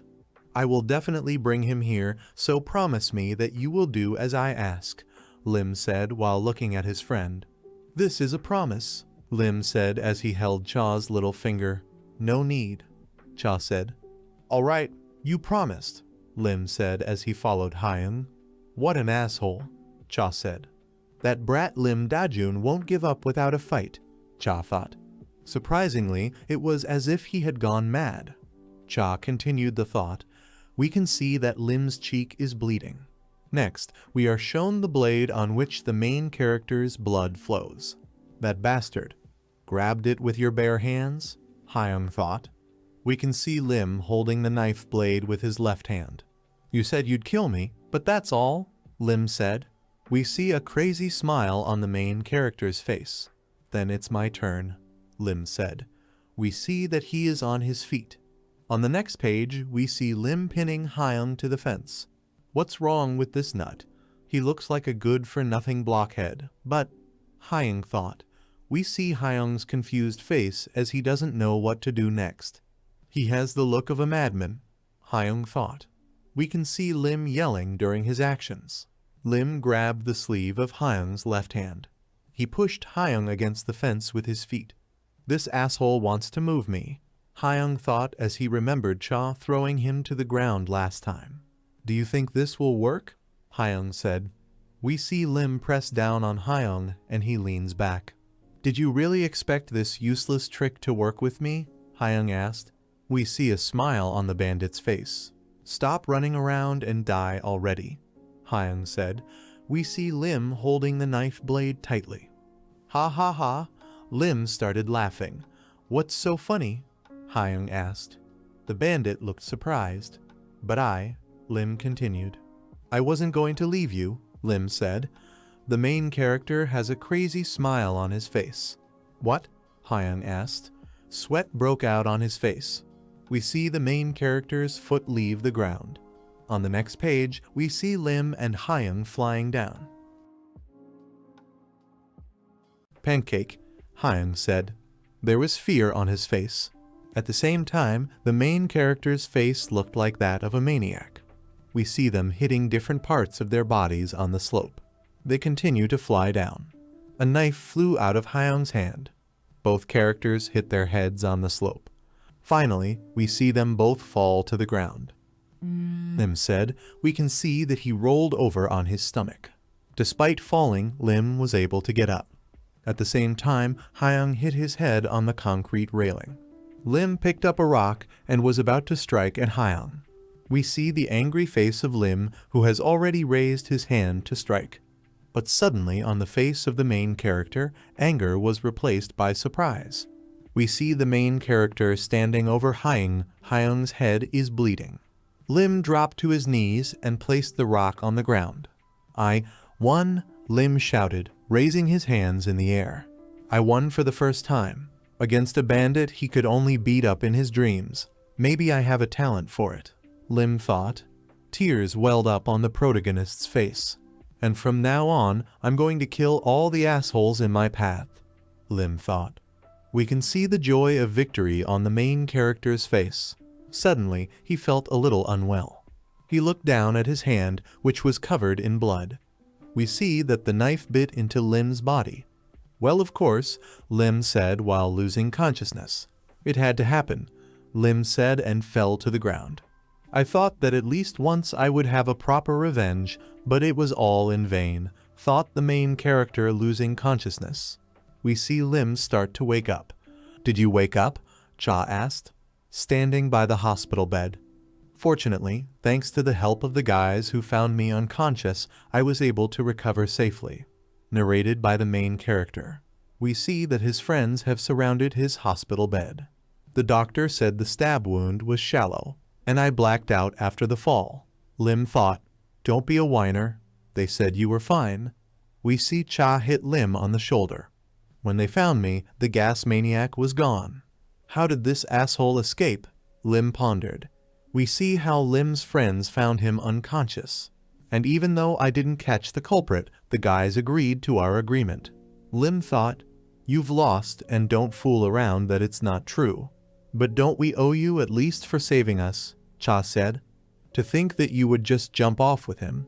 This is a match for the guy that Hangul brought in, Kim said. We see Kim put his hand on Lim's shoulder. We see the main character's surprised face. Yo, Lim Dejin, so you survived? Cho asked. We see that Coach Lim came to visit him in the hospital. Isn't it time to start learning how to fight seriously? You'd better tell me right away if you want to get off, Cho said. As soon as I'm discharged, let's get right down to business, Lim said while sitting on the hospital bed. After I was released from the hospital, as a thank you, the guys fulfilled one of my most cherished wishes, which came right after training and fights.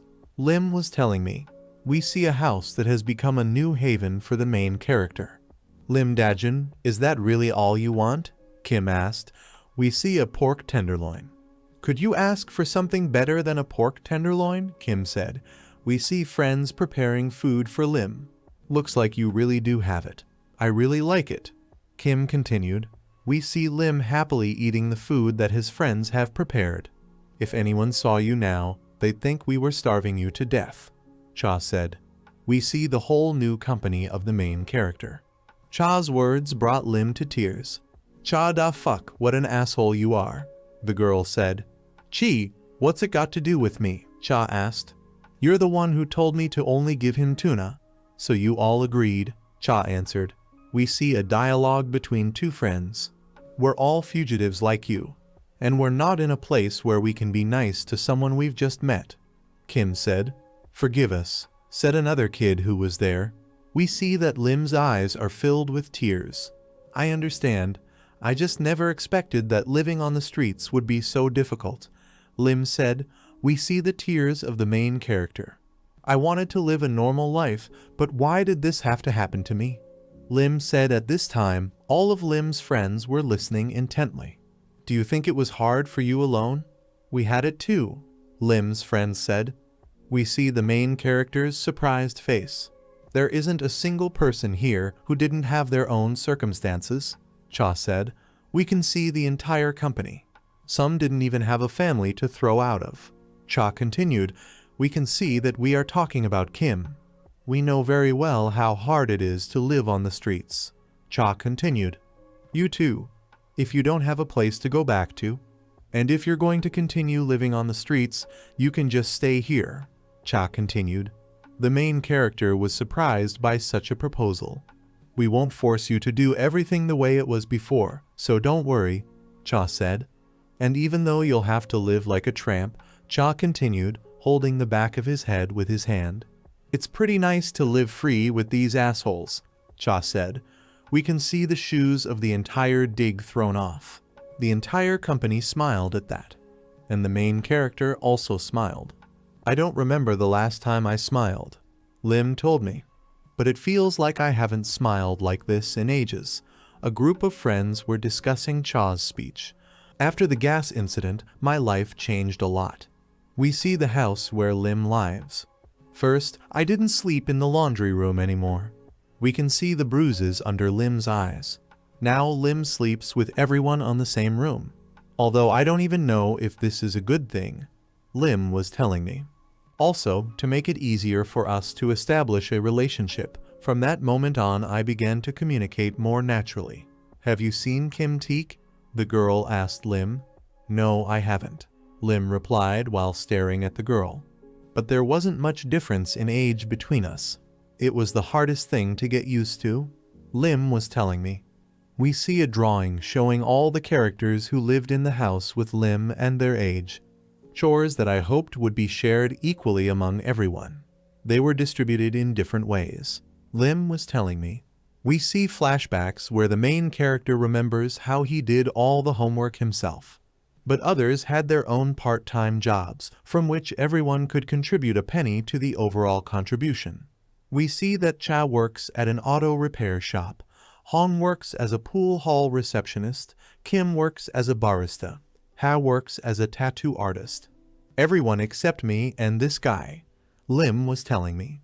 We see Cho lying on the floor. Oh, I was supposed to teach you how to fight, right? Cho asked while lying on the floor. Is it normal that only we don't have a job? Maybe we should do something around the house, asked Lim. Forget it, everything is normal. I'm in charge here, Cho said. Is everything really okay? Lim asked. Trust me, Cho replied with a smile on his face. On the next page, we see Cha kick Lim. I went to work, Cha said. If you want to live with us on equal terms, then work as we do. Joe Hangul, that asshole, doesn't bring a dime into the house, and says it's all right. Lim looked surprised. You can also learn to fight after work, Cha continued. Udachki, Cho said. So I got a job at a pizza place nearby in our neighborhood. It's been 2 days since I started working. Narrated by the main character. We see the pizzeria building where Lim works. But I already want to leave, Lim was telling me. We see Lim's boss yelling at him, and the main character himself is standing with a mop in his hands. Hey, do you have any soju here? Kid, are you deaf? The visitor asked. What's wrong with the locals in this pizzeria? Lim thought. We see how the client turned to the main character. Young rascal, your brain isn't working at all? He comes to work out everything on the weekend. The pizza shop owner said, You didn't explain anything to me, except that I have to work on weekdays, Lim thought. It's much kinder at home. I need to find a part-time job somewhere else, Lim thought. I need to go to the bathroom. Lim said, Hey, leave your phone here before you go, Chief Lim said. We see Lim's tired face. Dad, said the girl who entered the pizzeria. Nayan asked, Nayan, did you come? We've got a lot to do here, so help out with Navik. The pizza shop owner said. She, so beautiful, Lim thought, blushing with embarrassment. So what if it's beautiful? It doesn't make it any easier to work.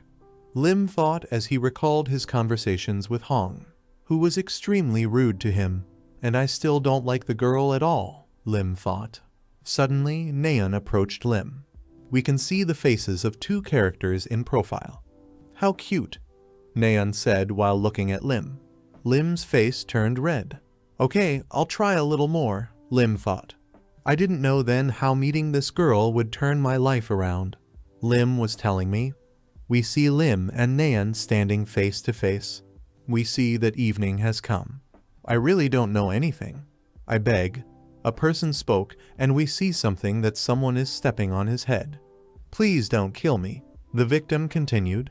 Go and tell that bastard what if he doesn't come crawling back to me with whoever gassed us. Cho said. It was he who dealt with the crowd of people who were lying beaten on the ground. Then I'll personally find him and finish him off. Joe said. We can see the serious expression on Joe Hangul's face. We again see the pizzeria where the main character works. Nayeon shows a pizza-making master class, and Lim is thrilled with the scene.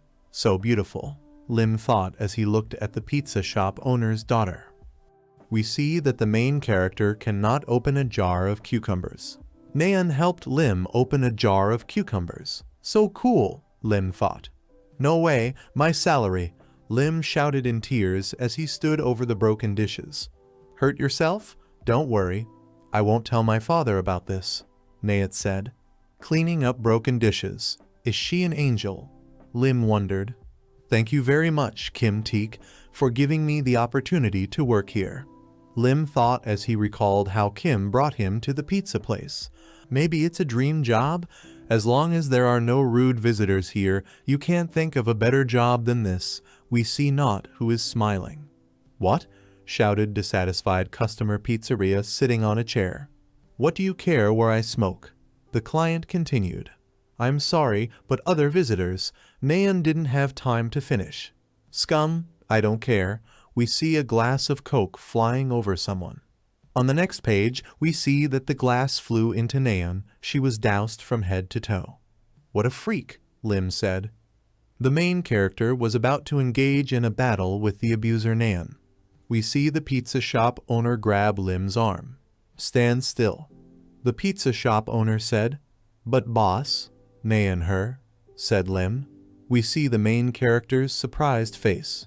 Nayeon is fine, the boss said. Sorry to bother you, Nayeon said. We can see Nayeon's smile still on her face. God, I'm sorry. She's still young and has so much to learn. We'll replace your drink, Nayeon's father said. Zaddlebayet, I don't need anything, a disgruntled customer said. We see the pizza shop owner apologizing to the customer, and his daughter tilted her head forward. Even the boss. What the... said Lim. He was surprised by the current events. The boss, Lim said. We see a pizzeria where the main character works. Why didn't you say anything? That's how he treated Nayeon, isn't it? Lim said while expressing bewilderment. I'm fine, Daejun, Nayeon said. Obviously, it was his fault. Lim said. Lim Daejun, the boss said. What do you suggest we do? Nayeon's father asked while sitting on a chair. Do you want to ruin our business? Continued the owner of the pizzeria. Calm down, Dad. Daejun, did you happen to come from a different neighborhood? Nayeon asked. Aha, Lim answered. We see Lim looking at Nayeon. There are dangerous groups operating in this area, and it is difficult for an ordinary person to understand who they are. Therefore, we need to be careful when such visitors come, said Nayeon. We see people who are members of various street gangs. Naturally, I don't want to see my daughter suffer, Nayeon's father said with his head down. But I've already seen enough of other places disappearing, having fallen out of favor with such people, Nayeon's father said. We see that other establishments have burned down or suffered other significant damage from street gangs. It's my fault that I'm broke and uneducated. At this time, we have no choice but to accept and bend under them, Nayeon's father said. We can see the owner of the pizzeria looking sad. Thank you for worrying about me, Daejun. But I'm really fine, Nayeon said. We see the girl smiling at the main character. Thanks to this restaurant, I can go to school and my dad has a job. That's great, isn't it? Nayeon said. Nayeon acts a lot more mature than I do, even though we're the same age, Lim thought. The main character lowered his head as he considered everything that he had just been told. Dad, don't cry, let's get ready for the night shift, Nayeon said. Life here is much harder than I thought. Lim thought. We see a daughter comforting her father. After a while, I got used to my work, and my first lesson began. We see Lim and Cho standing on the roof of the house. First, let's deal with your fear of hitting someone, Cho said while looking at his charge while scratching the back of his head. Although it seems that you cannot worry about this, Cho continued, we see a serious-minded main character. Don't make a big deal out of yourself just because of one win. Or are you always going to throw yourself into a cliff during a fight? You're too green to beat those thugs in a normal fight, Cho said. Then what should I do? Don't worry about it, Cho said. We see Cho hit Lim in the face with the book. Because I'm going to fix you up, Coach Lima said. We see Cho's evil smile. Oh right, did any of your family try to find you? Cho asked his ward. We can see that this question was unpleasant for Lim. The main character lowered his head down. Even if they do, I have no reason to leave, the main character said, looking menacingly at his coach. We see a satisfied smile on Cho's face. For the next few days, Joe Hangul downloaded me like he was trying to kill me. Running, skipping rope. We see Lim doing various exercises to understand his physical fitness. Push-ups, squats, abs. We see Lim doing exercises that will help him build muscle. And even strange footwork. We see Lim jumping up and down. Should these workouts really help? In all that time, I didn't land a single blow, Lim thought. We see that during training, Lima Cho reads manga and laughs. Hetch, I have nothing against this footwork and stuff, but don't you have a better way to always win? Lim asked his coach, who was lying in front of him. I've already shown you, haven't I? Cho asked. There was a look of displeasure on his face that Lim was distracting him from reading the manga. Use the environment, said what? We see Lim's surprised face. Stop the enemy's movement, block your vision, and find the right weapon. That's all, Cho said. We see flashbacks of Cho throwing away Lee Doyoung's gang. But it's almost too easy to develop haha, so do what I tell you to do diligently, Cho said. It was fun watching your lame attempts against Park Jong-hyun, Cho thought. We see Cho giving advice to Lim with a smirk. You'd better teach me how to use my fists, Lim said. What's up, kid? What can such a person do? Cho didn't have time to finish his sentence. We see Lim holding the phone in his hands and turning the screen towards Cho to show him something. I want it too, Lim said, showing videos of MMA fighters fighting. That asshole hair is just thinking about being cool, Cho said, looking reproachfully at his charge. We see the main character take a step back. Cho tried to use the manga to hit Lim on the head, but Lim took a step back and dodged the attack. Cho didn't understand how Lim managed to do this. On the next page, we see a series of punches from Cho, and all the punches missed the target. Lim managed to dodge all the punches. PFFT. Okay, I'll teach you how to use your fists, the main character's coach said with a smirk on his face. Using your example, Cho said. A wicked smile appeared on Cho's face, and he began to flex his fists. Wait a minute, Lim said. His entire face betrayed his fear. A few days later, we see an abandoned building. We see the baseball bat flying. On the next page, we see that the bat hit the head of a man who was wearing a helmet. Kai Woon Jo Hangul is wandering around beating up our guys. What do we need? The bandits asked. Kai answered. We see Kai standing over the man and holding a bat pointed at the man who is lying on the ground. Seriously? So? Kai continued. We can see that he has put the bat behind his back. What do you want me to do? We see Jun Kai Woong in full growth and are shown his full name. Shouldn't we report to the seniors? A gang member asked. To be punished for this mess I made without their knowledge? Chun asked. That's not what I meant. A gang member answered. It's all your fault, Chun said. We see how the helmet flew off the person. Idiot. We see Hyan lying on the floor with his helmet on and Chun hitting him. I told you I couldn't do it, Hyan said, trying to justify himself for not being able to kill Jo Hangul's family. Awesome job you did, so you thought you could screw up and then leave? With my fucking money. Chun asked Wu Haiyan as Chun hit Haiyan's body with the bat. Enough, I'll pay you back, Haiyan shouted as he received punches from Chun. Just please let go, yelled Haiyan. Hey, stop wasting your breath, Chun said. When have I ever given someone a break with a job they have to do? Chun asked. We see him trying to shove the bat into Haiyan's mouth. But I think I should step in myself, right?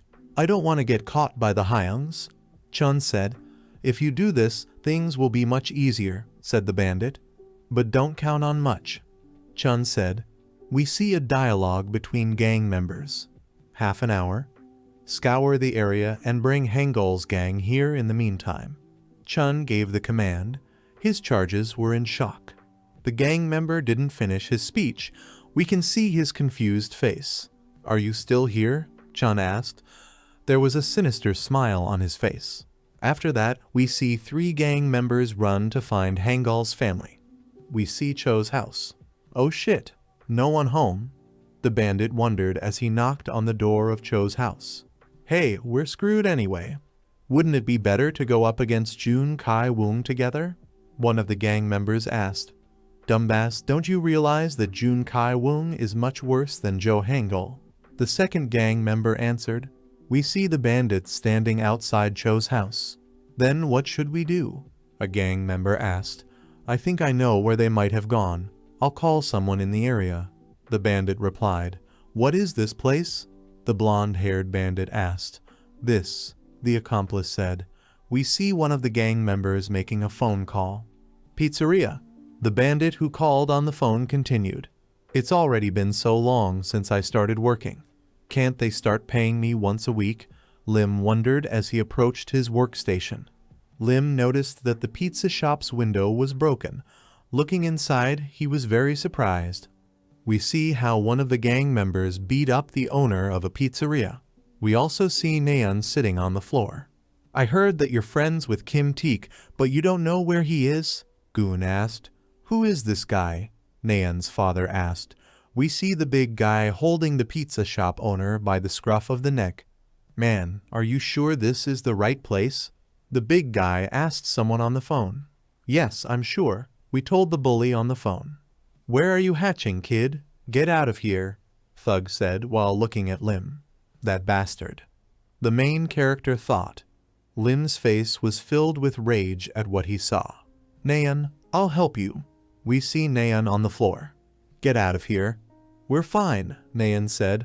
What? Lim wondered. Naeun is different from me. There's nothing she can't handle. She is kind and helpful. Unlike me, she is well aware of the consequences of her actions.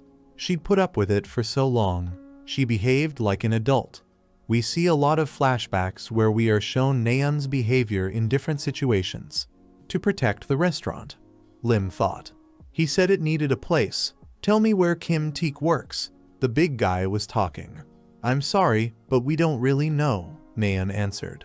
The big guy was waving his arms. For the welfare of your father, Naeun worked so hard to protect it.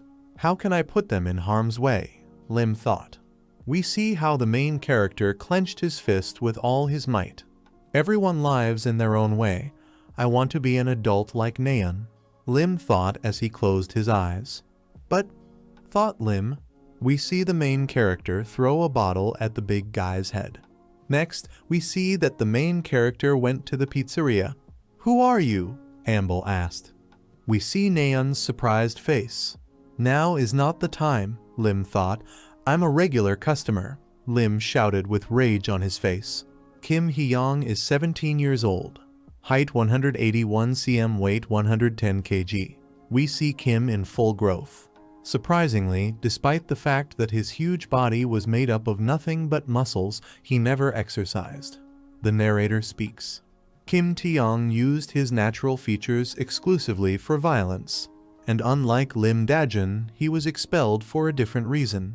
We see battered schoolchildren lying on the floor. No one was able to do anything to Kim Tae-young. We see Kim Yeon.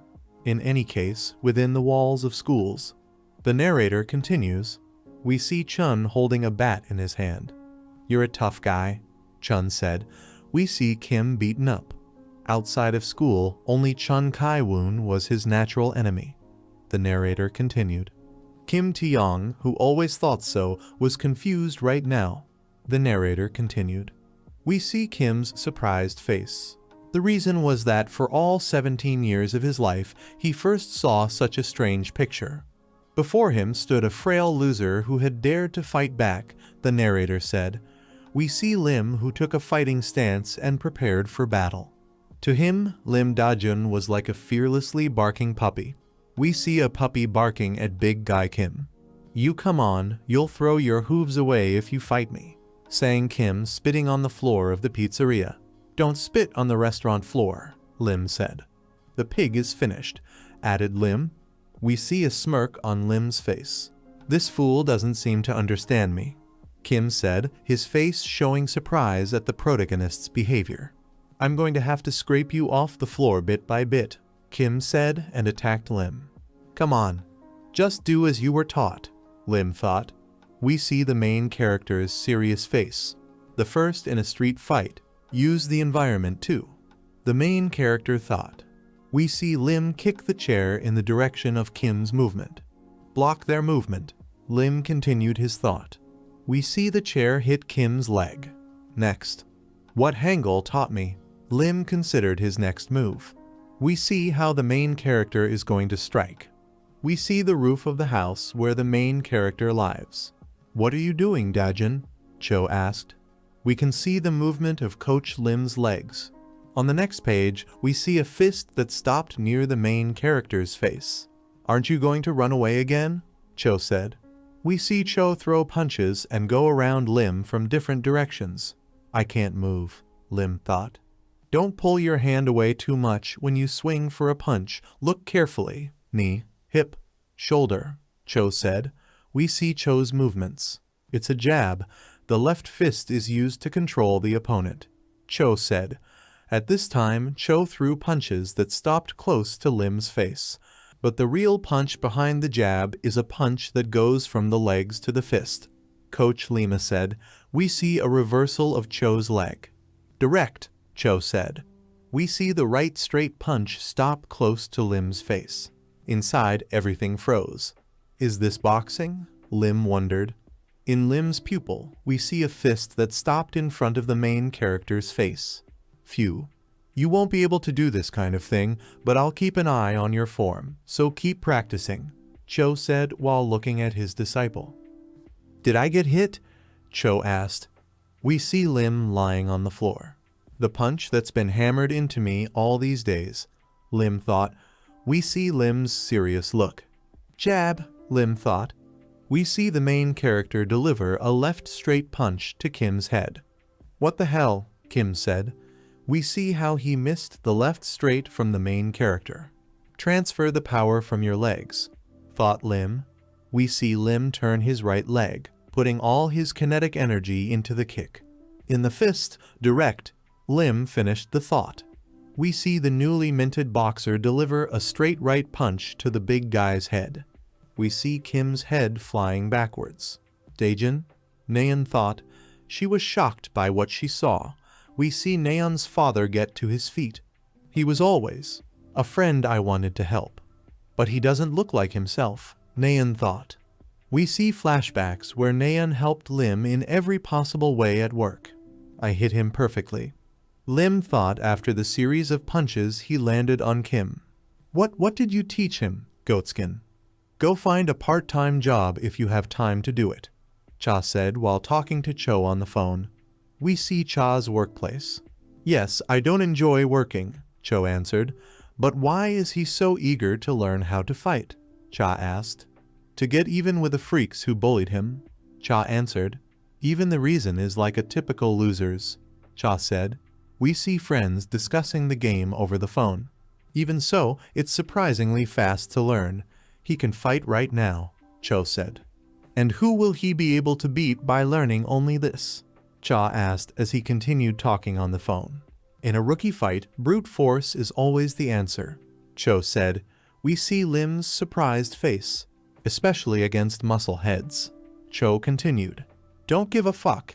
I was already surprised you're doing something, Kim asked while holding the back of his head. Is he all right? Lim wondered. Did I really invest badly in the strike? Lim wondered. Looks like it, considering how you're dodging.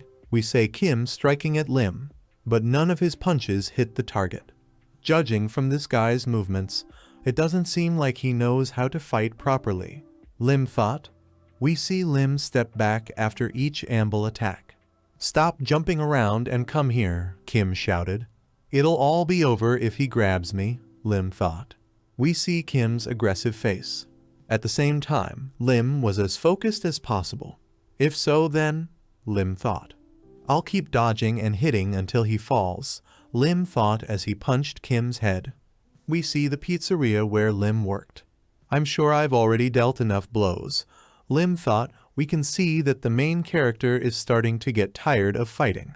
But it feels like he's at least henna. Moreover, the main character thought, we can see the marks of blows on Kim's face, but he's smiling. He's got me cornered, Lim thought. We see Lim's confused face. Come here, little thing, Kim said. We see Kim grab Lim by the scruff of the neck. Kim then punched Lim in the face. The main character had a hard time. His punches. Too heavy. Didn't I tell you that you would die if you fought me? Kim asked. We see an evil smile on the big guy's face. Didn't I stand a chance against him in the first place? The main character wondered. You'd better listen to me. We see Kim choking Lim with both hands. Kim's grip tightens. I can't breathe, thought Lim. Stop it, shouted Nayeon. Na Nayeon? Lim thought.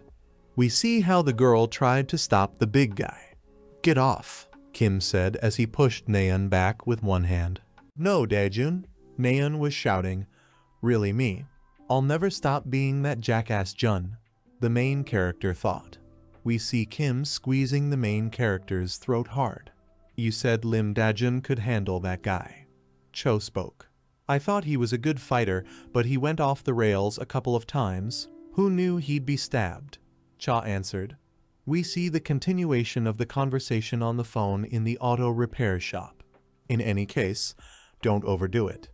There are guys who can't fight no matter how much you teach them. Cha continued his speech while holding a coffee in his hands. Not everyone is a genius like you, Cha said on the phone. Really? Cho said, continuing his thought while talking on the phone. That he has all the makings, Cho said. The second rule in a street fight, Lim thought. We see how hard it is for the main character to have a neck that is squeezed with two hands by an amble. Block their vision, Lim thought. We see the main character spit in Kim's face. My eye, the thing, Kim said as he tried to rub his eye. We can see that Lim has finally started to breathe. I'll finish them off, Lim said. At this time, the main character struck Kim in the face. Still trying, Kim said. At this time, the main character continued to hit Kim's head. At least 100 days in a row, bae, the difference will not be, Kim said. A smile can be seen on his face. Third in a street fight, Lim thought. We can see his serious expression. Find something suitable at your fingertips and, thought Lim, we see Lim grab a glass bottle. Strike, the main character thought. We see Lim hit Kim in the face with a bottle. The bastard's gone off the rails, Kim thought after missing a shot. We see that Kim missed another hit to the face with a bottle. Straight, jab, straight, jab, Lim repeated, throwing a series of punches at Kim's face. Enough, Nayeon said. Daejun, Nayeon said. We can see her confused face. You've got blood all over your hands, Nayeon continued. We can see that the glass bottle has started to crack and Lim has blood on his hands. It's better than nothing, Lim thought as he threw a strong right hand right at Kim's head. I was already stabbed last time, Lim thought as he recalled his last fight with the bandits. You think? Thought Lim. We see Lim hit Kim's head with a bottle. Kim is bleeding a lot. Direct, Lim said. We see that from the last blow of Lim, the bottle broke down and broke into pieces. Am I afraid of something like this? Lim thought after delivering his punch. We can see that Kim took significant damage from missing punches. Dajun, you can stop now, Naeun screamed, trying to stop Dajun. The jab, Lim repeated as if he had become spellbound. We see Naeun crying and trying to stop Lim. He's already unconscious, Naeun continued. We see Kim lying on the floor unconscious. Did the little boy beat up this giant? Naeun's father wondered. We can see his surprised face, and there are traces of beatings on his face. If ever again. If I see you hanging around, I'll kill you, Lim said. We can see traces of the battle on the main character's face. And all the bastards like you. I'll tear you apart, the main character said. We can see the anger on his face. This time it wasn't luck. I finally whitewashed it on my own, Lim thought. Are you okay, Dajun? Naeun asked. We see Lim fall to his knees after the fight. I'll just get some rest, Lim thought. We see the main character's eyes close. This is just the beginning, Lim thought. What's going on here? Asked the bandits who entered the pizzeria. I thought he'd already found it, but I couldn't pick up the phone. But it looks like he was knocked out, a bandit with light-colored hair asked. It couldn't have been done by Choke and that girl, another bandit answered. Wow, maybe this uncle is stronger than he looks. Will you fight with us? The bandits asked with a grin. This, the pizza shop owner answered. Hey, I cut that pig's throat, Lim said as he got to his feet. Dajun, you can barely stand up, Naeun was saying. Lim waved Naeun out of the way. A foot-to-fist control jab. Something Lim wasn't saying clearly. I made it all up, Lim thought. If this is how I can bury those scum. Lim thought as he recalled his humiliation at the hands of Lee Doyun's gang. I will continue to fight no matter what, Lim thought. I'll beat you both up, Lim shouted as he looked at the bandits. What was that madman saying? One of the bandits said. We see a blur of the second bandit. We see that the head of the bandit who just spoke out was hit with a fist. They show us Lim's surprised face. Kim Teek walked into the pizza place. Kim Teek? Lim was surprised. We are shown the aftermath of the attack on the pizzeria. Kim's gaze went down. How did you get here? Lim wondered. We see the surprised faces of everyone who worked in the pizzeria. You did a good job. I'll take care of the rest, Kim said while braiding his hair into a ponytail. Bring. We see two bandits who have already managed to get from Kim. Who can't wait to die first? Kim asks. We see Kim rolling up his sleeves to get ready for a fight. We see the pizza place where Lim recently defeated Amble. Next, we see Lim and Naeun's surprised face. The bandits decided to attack Kim together. We see Kim preparing to throw a left-handed punch. Next, we see a page where Kim throws a left-handed punch to the attacker's head. The second attacker was kicked in the head. How strong, Lim thought as he watched Kim smash the bandits' faces in. Kim Teek thought Lim. We see Kim preparing to kick. On the next page, we see the kick itself. Damn strong, Lim thought as he watched Kim scatter the bandits. We see the pizzeria again. Tell me, Kim said. Who sent you? Kim asked, holding one of the gang members by the scruff of the neck. Speak. You're the one who gassed us, aren't you? Kim asked as he threatened the bandit with his fist.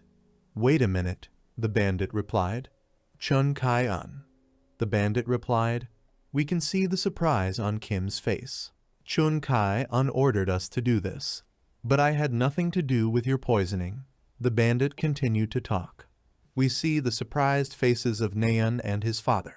For don't. Before the bandit could finish his sentence, he was kicked in the head. I knew it. It was those bastards from Gwanghae. Kim said he was standing on the beaten ground by the bandits. Gwanghae? Lim asked. Who are they, and why would they do that? Lim asked. Was that what the guy was talking about? Lim thought about what he had heard, remembering his first fight in which he had won. Having lived here, you probably already realized that there is a problem with security in this area, Kim said. We see Kim standing with his back to the audience. It's been a long time since the police gave up on the endless fight against local crime. and this completely untied the mafia's hands, allowing them to conduct their business in peace. We see various representatives of gangs and the moment when a man is attacked by a bandit with a knife. "So they're mafia members?" Lim asked, looking at the big guy he was able to knock out. "A mafia group," Kim answered. "They were destroyed by a criminal group in the area." Kim continued his thought while looking at Lim. "Gwanghi, that's what they call themselves." We see a group of faces standing in the shadows. Gwanghi controls this place just like the mafia they took out. We see a group of bandits standing over the victim. And the most evil bastard in Gwanghi is called Chun Kai Un. We see Chun in full growth. Most likely, they targeted us because of the fact that, Kim said, we see a shocked Lim. We got in their way when they tried to take over our part of the neighborhood. Kim said, we see that Kim and Cho beat up members of the Gwanghi gang. To think that they would come all the way here. Even though we made it so they couldn't get to the pizza place. Kim said, Tech, actually, continued the owner of the pizzeria. Our restaurant is already being looked after by Chun Kai-un. Naeun's father continued to hold her head in his hands. And why have you been silent all this time? Kim asked. There was no way I could talk about it, Naeun's father said. After all, the cruelty of these scum. We see Naeun's shocked father. Something burns in front of him. There is no limit.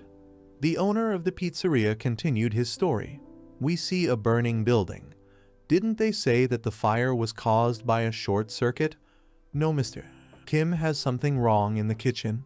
Passers-by talked while discussing the fire. Are you all right, mister? Kim? How could the fire have? Asked Naeun's father. Kwan, Kim said. What? Naeun's father asked. This is the work of the people from Gwanghi. Kim spoke while holding his head with his hands. I couldn't get you into any more trouble with these lunatics. We see Kim's angry face. Same thing, Lim thought. We see the main character upset. Thank you for helping us, Dajun, Naeun said, her whole body shaking with fear. School. Streets. We see Lim trying to comfort Naeun. But they might come for us again, Naeun continued. I'm scared, Naeun said. At this time, tears were streaming down her cheeks. There are bad people everywhere, Lim thought. These scum are everywhere, and if you can't avoid them then... Lim thought as he recalled being bullied by Lee Doyoung's gang. We see the main character's angry face. Jun Kai-woon, ye made it to the pizza place? Cha asked while talking on the phone. Heck, yes, when he had time, Cha said. Those bastards from Gwanghi decided to run over us, Kim said. We see that the conversation between friends continues. We must take retaliatory measures against them. You know how dangerous Chun Kai-woon is, Kim said as he continued his dialogue with Cha. First things first, make sure they don't get to you, Kim said. We can see that Cha was paying attention to what was happening to his left. Cha Daeb? Kim asked. We see that the bandits are smashing up the store and a grandmother is sitting on the ground with a child. We see a close-up of bandits who destroy everything. The child is crying and the grandmother is trying to calm him down. Ah, two. Cha said. What? What's going on there? Kim asked. I have to go, Cha answered. We see that Cha is going to help the grandmother with the baby. Oh shit. Should I hit you to make it better? The bandit asked while holding a stick.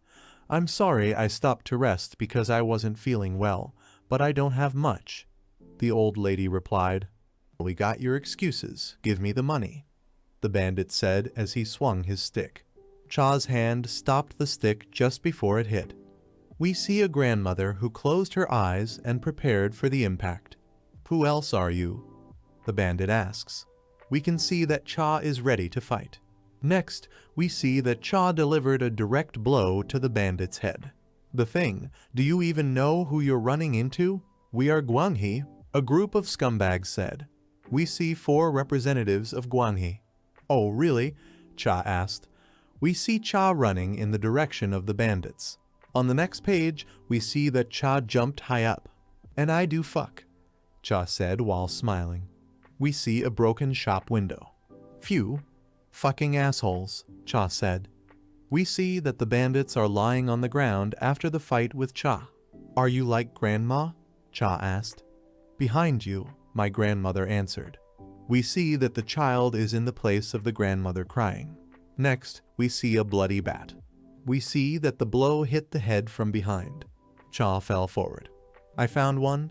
We see Chun standing with his gang. Cho Hangul 6, Chun said. We can see the smirk on his face. Who the hell did you call a 6? Cha asked while holding his head with his hand. We can see that he was bleeding from the blow he received. We see the main character's house. So what do we do now? Hong asks. We see that all the friends are gathered in the house. We need to get out of here. What was it about this pizza place that made you decide to contact Guanghe? How could an escaped asshole like you help them? Hong asked Kim while waving her hands. I'm sorry I dragged you into this, Kim said. But we see Kim's mouth.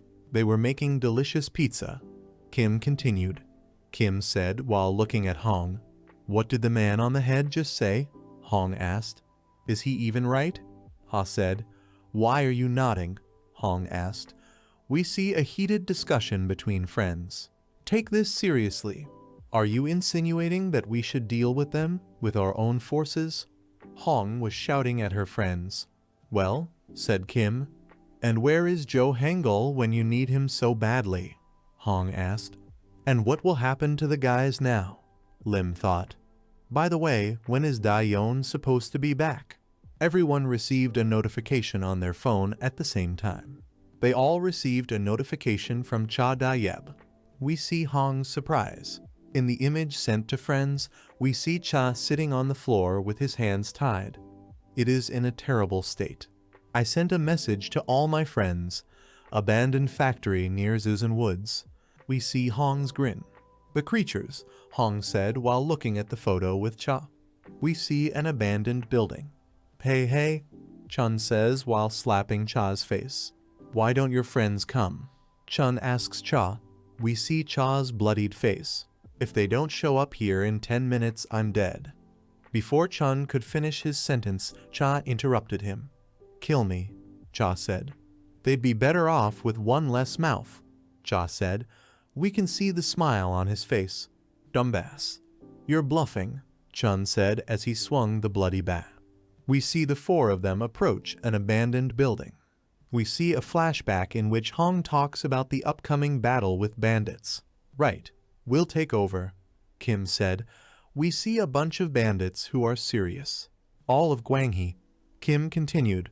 We see a smile on Chun's face, and also serious guys. A few minutes earlier, Daejin. Kim turned to the main character. We see that the whole company is going to deal with Guanghe.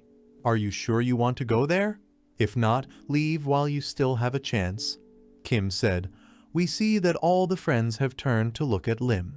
I can help. Lim said. Are you sure about that? Kim asked. We see a dialogue between two friends. Are you sure you won't be a burden to the others? Kim asked. We see a frustrated main character who realizes that he will have a hard time. We see the abandoned building again. The entire gang surrounded Joe Hangul's family. Too many of them here. At least 10 people, Hong said. See Cha Daeba? Kim asked. We can see that Lim is surprised by the number of bandits. He's in there, said one of Kim's friends, and the one next to him is Chun Kai-un, one of my friends asked. We see Cha sitting on the floor with his head down. Well, what are you doing here? I could have easily escaped myself, Cha said. At this time, a baseball bat was flying at the back of his head. If you touch him again, Kim said. The what? Chun asked. We see the anger of all the family members. What will you do if I touch him? Chun asked while he was standing on Cha's head. The Hangul family was praised so much, they said you were strong, but in reality you were a bunch of suckers. Joe Hangul didn't dare show up at all, Chun said with a smirk on his face. That's what happens when you rely on an idiot like him, Chun said. We see Kim's angry face. Why are you listening to this jerk? Hong asked. Hey, Goatbeard, stop playing the cool guy, Hong continued.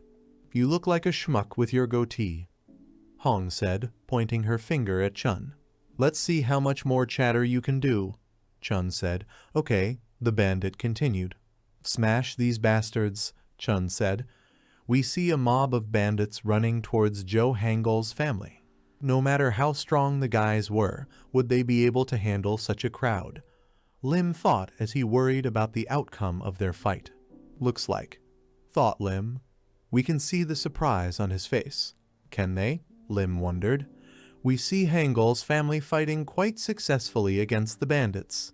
We see Kim preparing to strike. With a single punch, he knocked 3 of them back. Hangul Kim Teek's family. We see how Ha dodged the blow. Scum, said the bandit who didn't hit the Ha. We can see how fast X is approaching his opponent. Ha then deals a series of blows to his enemy. We're in. Hangul Ha Sun Bin's family. Stop shaking and come here, you bastards, the bandit said as he walked towards Lim and Hong. They're coming. I have to protect Geen, Lim thought and closed it behind him. This action raised questions for Hong. Move, you're in the way, Hong said as he pushed Lim away with his hand. Then we see Hong go behind the bandit's back. What is this thing? The bandit said. You'd better let go, the bandit said. We see Hong grab the bandit's belt. Me? Before the bandit could say anything, he flew upside down. Hong performed a deflection throw. Guys, Lim thought. He was shocked by Hong's strength. Hangul Hong Gion's family. And who was shaking here? Hong asked as she warmed up to the next opponents. They're all so strong, Lim thought after seeing the whole family in action. I have to fight too, Lim thought as he watched his friends fight. But I do not know where to squeeze in. Lim was thinking as one of the bandits fell at his feet. We see a bandit running towards Lima. At this time, Kim struck at the bandit. Looks like we've already dealt with half of it. At this rate, Kim thought, but his thoughts were interrupted. Kim noticed something was wrong. Kim managed to avoid a blow to the head with a baton. Thanks to his reflexes, Kim managed to avoid being hit by the bat. Did you dodge? Chun asked. His face showed disdain for his opponent. Jun Kai unbastard, Kim thought. I wanted to save it for last, Kim thought. You don't seem so bad, do you? Chun said with a smile on his face. We see how both characters rushed to meet each other. Come on, Chun said. Come here, Chun said. We see that Kim has blocked the bat with his hand. At this time, Lim was hit by a block. He's fast, so it's not easy to dodge. Lim thought as he dodged the bandit's punches. Lim was walking back, but then he noticed that he was bumping into a barrel of firewood. Lim grabbed the log that was burning inside the barrel. He slapped the log across the bandit's face. I did it, Lim thought as he rejoiced at the victory. We see that the bandit was not stopped by this blow, and with a burn on his face, he continued the fight. Don't move, the bandit said. We can see the surprise of Hangul's family. Otherwise, I'll slit that puppy's throat, the bandit spoke, holding a piece of metal at the main character's neck. We can see that the main character's cut is already bleeding. Get on your knees now if you don't want your friend to die here, the bandit shouted. We can see that everyone is paying attention to the situation. Haha, what is it? Fly in, why are you frozen? Chun said while looking at Kim. Kim looked a little confused. Kim lowered his hands. Haha, what are you guys burning up for, you assholes?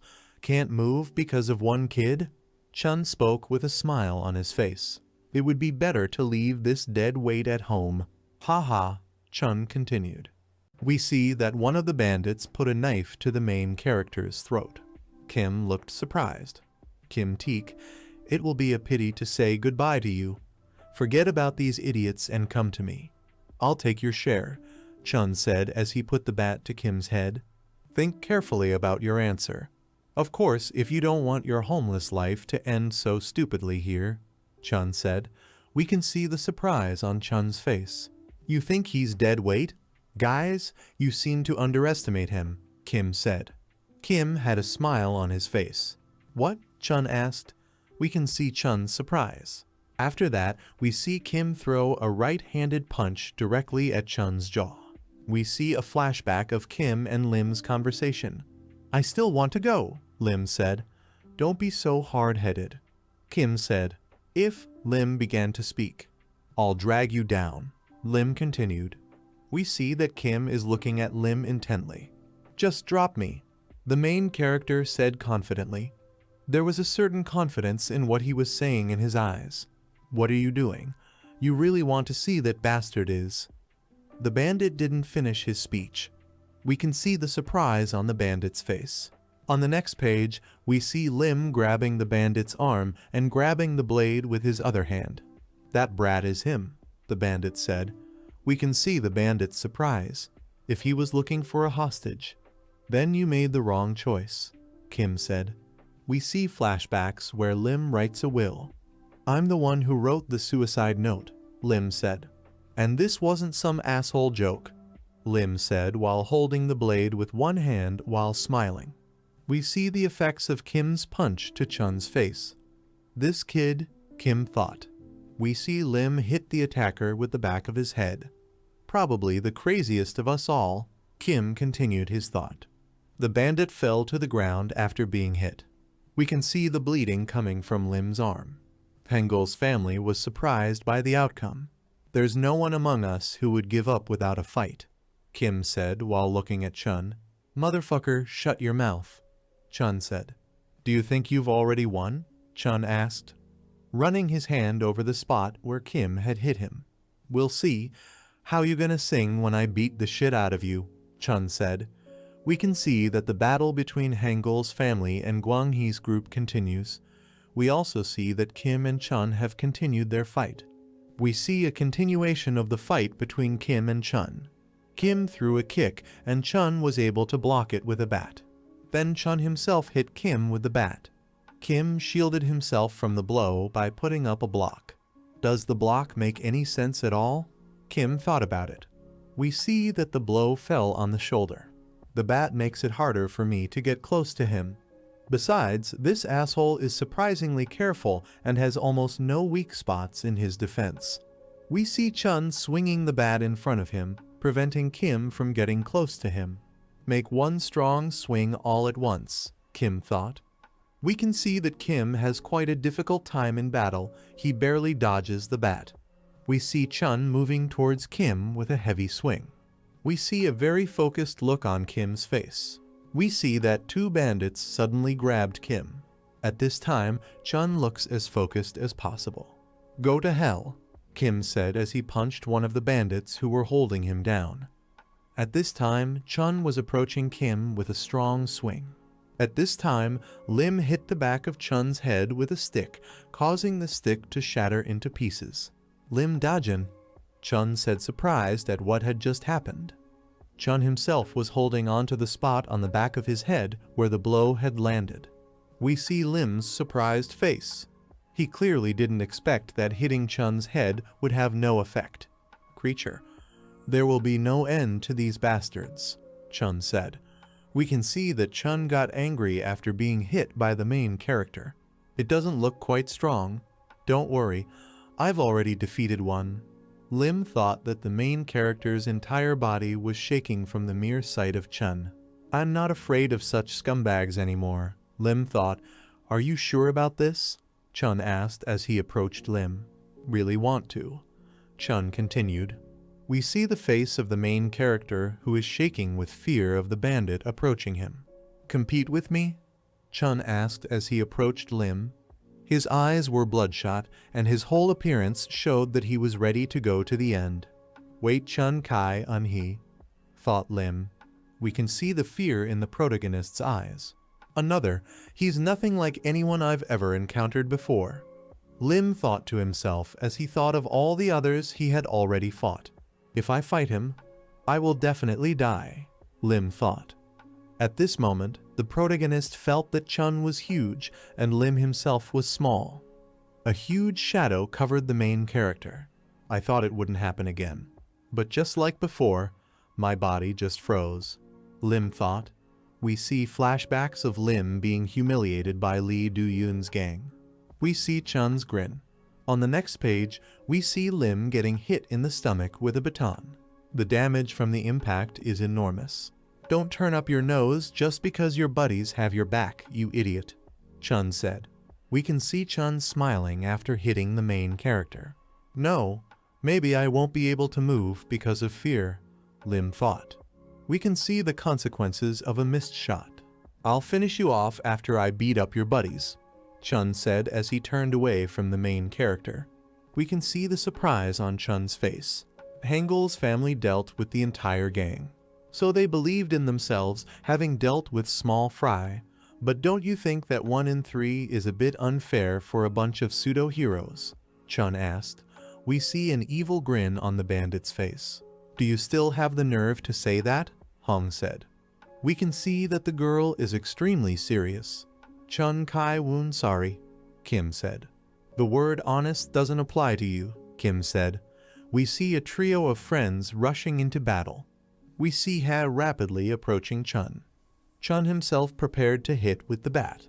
Chun threw a punch, but Ha managed to dodge the blow. Ha stabbed Chun's liver. "I hit it perfectly," thought Ha.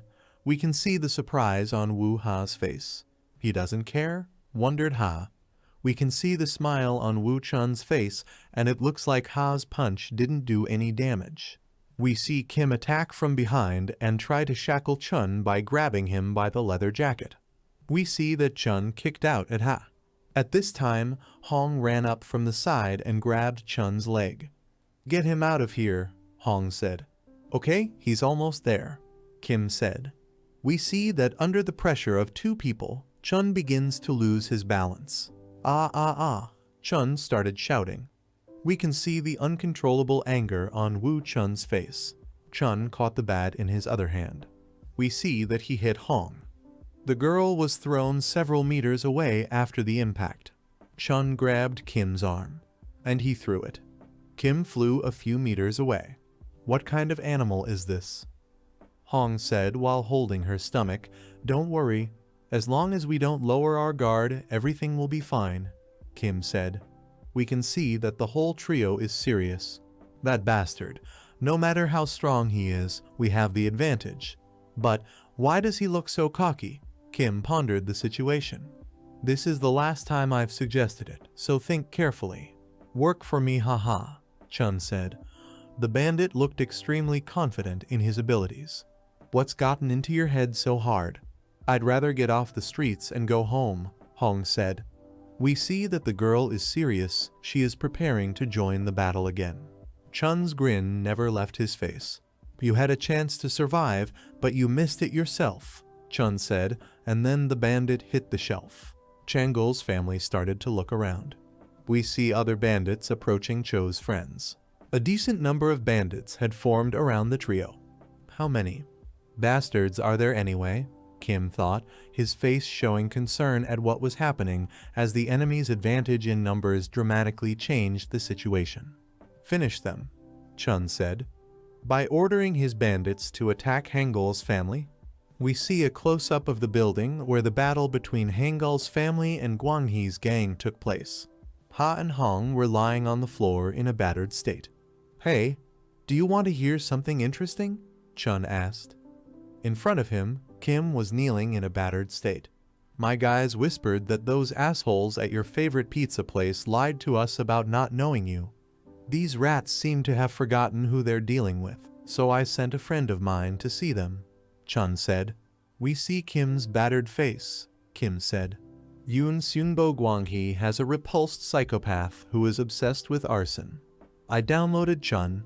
We see a creature in the background of Chun laughing as the building goes up in flames. "Wait a minute," Kim said. "Don't be so nervous," Chun said as he scanned the messages on his phone. "This psycho will make sure that the pizzeria remains a pile of ashes," Chun said while holding the phone while smiling. We can see that Chun is grimacing. Lim bit Chun's leg. "What the fuck? Let me go, you dog," Chun said as he kicked the main character's head. "He's crazy." "This asshole is scary as hell," Lim thought. At this time, the main character's head was being hit by blows from Chun. But let him burn down the restaurant. Nayeon's been through enough already. Lim thought as he recalled what Naeun and her father had gone through. Stay out of the restaurant. I told Lim not to let go of Kim's leg. That bastard, why it won't detach itself. Chun thought as he looked down on Lim. Get off, Chun said as he hit Lim's face with the bat. I'll spend more time on you here, Chun said as he scanned the messages on his phone. Hey Seungbo, about that fucking pizza place, Chun said. The bandit got through to the arsonist and says about the destruction of the restaurant. Agasia? Came from the phone. What? This voice, Chun thought. We can see the surprise on the bandit's face. We see that a shadow has appeared in front of the bandits. Looking for me? Said the unknown. We see the arsonist that Chun called fly into the building after being badly beaten. This action surprised the other bandits. Yoon Seungbo. The bandits were talking. We see a close-up of the arsonist's battered face. He has no living space on his face. Is he the crazy pyromaniac Cho, who had come to fight Gwang Hee's gang? Asked. Haven't there been a lot of psychopaths lately? Cho asked. We see Chun's angry face. Are you guys also beginning psychos? Cho asked as he arrived at the scene of the gang fight while holding his phone. Today Cho said, we see a battered Lim looking at Cho. I won't stop no matter how much you beg, Cho said. We can see that Cho is serious. Joe Hangul, one of the gang members, said, we see that an impressive group of people has gathered in front of Cho. I thought you'd run away, but I see I've decided to stop by for a light. Chun said, we can see that Chun is confident in his abilities. Yoon Seungbo also rolled it into bloody mincemeat. Chun said, the bandits discussed Cho's arrival among themselves, as well as the fact that Yoon was now incapable of anything. If you were so kind as to invite us, that's right from the beginning. I'm so tired of looking for you, Cho said while showing the phone screen. Well, I think you've pretty much crushed my guys, and they are not so easy to deal with. It's been a while since I've seen Teak get hit so hard, Chun said. We can see that Hangul's entire family is in a bad state. That's why you shouldn't have gotten in our way. Why did you even need to pry into our business? Chun asked. Dick, I put on your business mafiosi unfinished. Your dirty business didn't concern me at all, but since you decided to meddle with my family, Cho said, we see that two characters are facing each other. Don't even dream of getting out of here in one piece, Cho said. Cho's expression was serious. This bastard is taking too much on himself, one of the bandits said and tried to attack Cho. Cho blocked the kick and took a step to the side. After that, Cho grabbed the bandit's arm and used a painful move to break the bandit's arm. Ah, the bandit shouted. We see Chun watching his subordinate suffer. Fly you because much more, Cho said with a smirk on his face. The bandits began to discuss what had just happened and concluded that they would meet the same fate as their accomplice. Stupid people, what hatched? Go and finish him off, Chun shouted as he tried to get his subordinates to attack Joe Hangul. $100 to whoever brings this bastard to me, Chun said, trying to motivate his subordinates to attack Cho. The crowd surged into battle, shouting. We can see the absolutely calm expression on Cho's face. Cho dodged one man's punch and then delivered a right cross to the head of another bandit. We see that the bandit missed a punch and went for a knockout, while Cho grabbed the man behind him by the scruff of the neck. We see Cho throw a man at the other bandits. We see that one of the bandits sneaked up on Cho from behind and tried to grab him. Cho picked up a piece of wood from the ground. We see Cho hit the attacker on the head with a piece of wood. At the same time, one of the bandits was already attacking Cho from the front. Cho dodged by taking a step to the side. The bandit's kick missed its target. Cho used a neck grab and swung the piece of wood that was in his hand. We see that Cho struck with this piece of wood and the bandit began to bleed. Joe Hangul, back on the construction site, he was just fooling around. Lim thought as he lay on the floor and watched the head of the family smash the faces of the gang members. So that's what he's really capable of, Lim thought. We see Cho strike the bandit's head with his right hand. Wu Chun's face is angry. Joe Hangul, don't move, Chun said. We see that Cho is surrounded by bandits. Unless, of course, you want that idiot to be crippled for the rest of his life, Chun said while holding Kim's hand, threatening to break his arm. We see a serious-minded Cho. Meanwhile, Cho strikes at one of Guanghe's bandits. Are you serious? Chun shouted.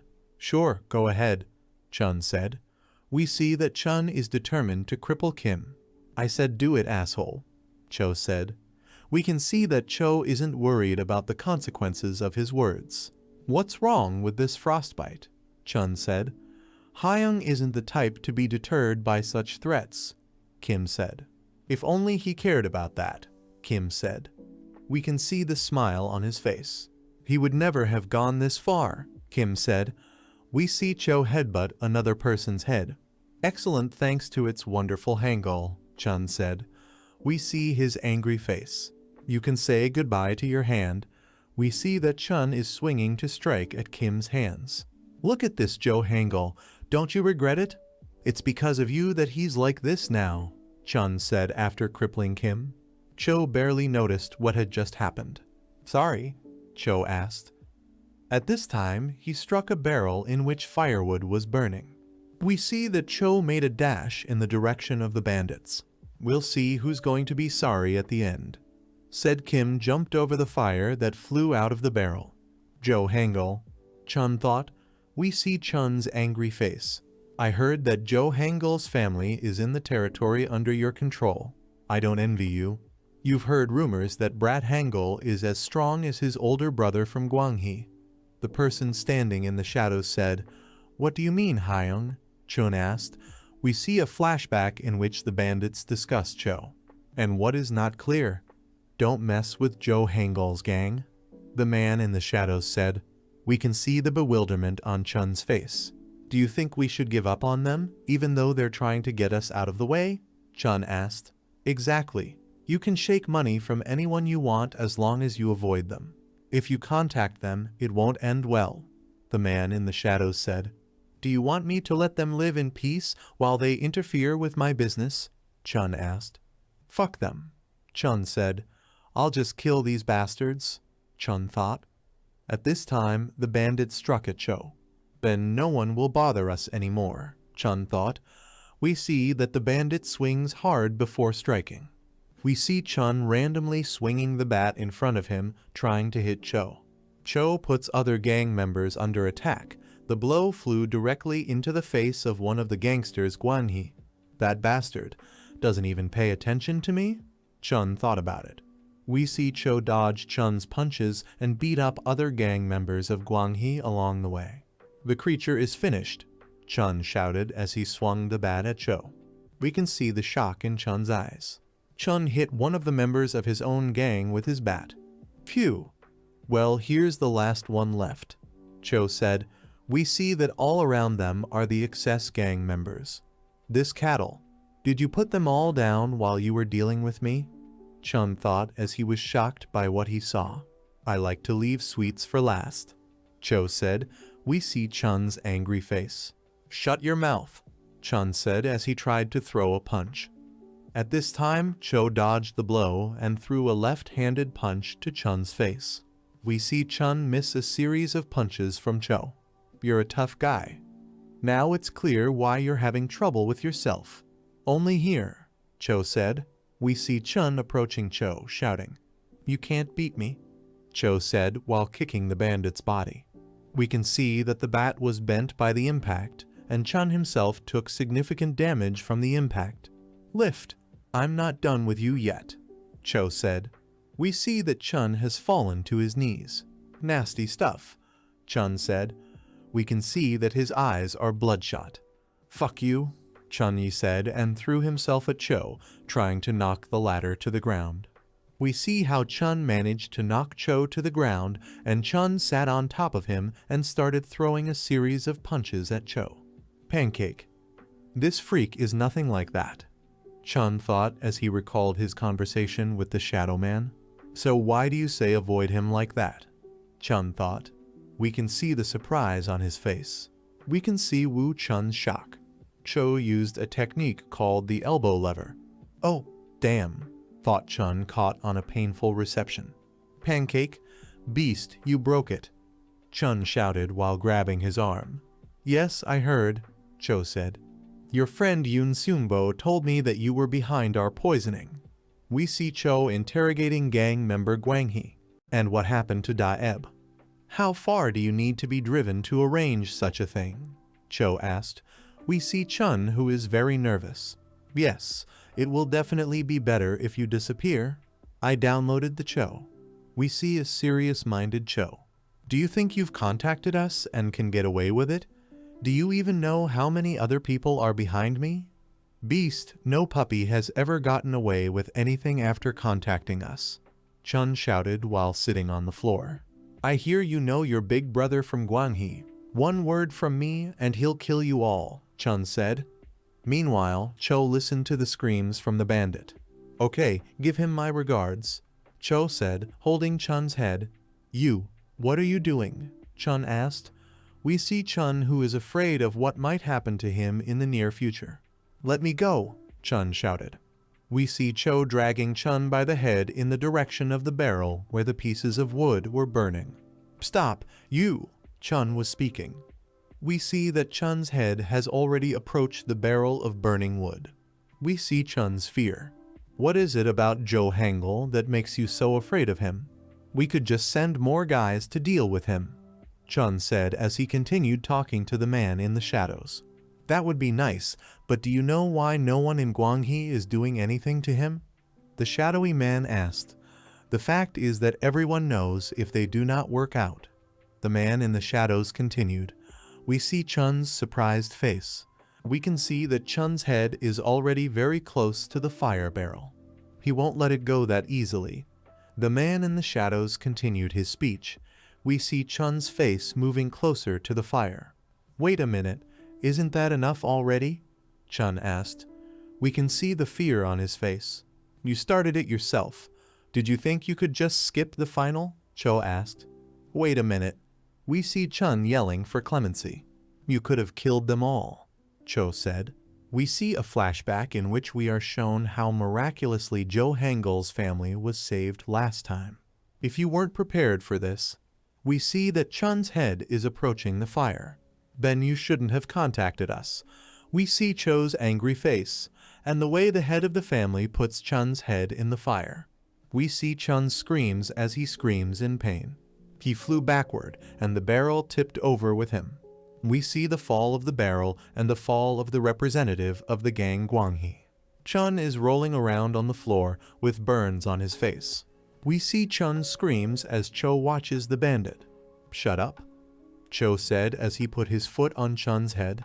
That was the first time I saw it, Lim thought. We see Lim lying on the ground. How scary is Joe Hangul, Lim thought. We see Chun lying on the floor with his face burned. Lift, Cho said. He tried to wake Cha up. Cho said to Lim, who was lying on the floor. It's a hell of a lot to live here, isn't it? Cho asked Lim, smiling as he carried Cha on his back. Let's go home, Cho said. We see the main character smiling. Thanks to Hangul's amazing efforts, we miraculously managed to survive the battle with Gwang-hee, Lim thought. We see Hangul's family leave the abandoned building after suffering significant damage. However, Lim thought, we see a man standing over Chun. We didn't even know it yet, Lim thought. We see a group of people who are part of the Gwang-hee gang. What are our problems with Gwang-hee? They were just beginning, Lim thought. We see an unknown person talking on the phone. After that incident, we were taken to the hospital for a long time. However, it was not an easy task to pay off the hospital bills when none of us could work, Lim was telling me. We see the number of the hospital room where Hangul's entire family was staying. But fortunately, the owner of the pizzeria heard about what happened and helped us. He was probably trying to thank us for taking care of Jun Kai-woon. A payment has already been made for you, a hospital employee said. We see the surprised faces of everyone from Hangul's family. Since then, Gwang-hee has not been heard from in this part of the district, Lim thought. We see the area where the main character lives. Chun Kai-woon, who had kept the area under tight control, disappeared. All this was accompanied by rumors that Jo Hangul was the one who got rid of Jun Kai-woon. Lim was telling me. Jo Hangul's family is here. Some of the gangsters in Gwanghee were talking. It would be great if it solved all the problems, but, Lim said, Gwanghee for sure. Cho says, we see that Hangul's entire family is already at home. Come back soon. Jo Hangul said, we see a close-up of Cho.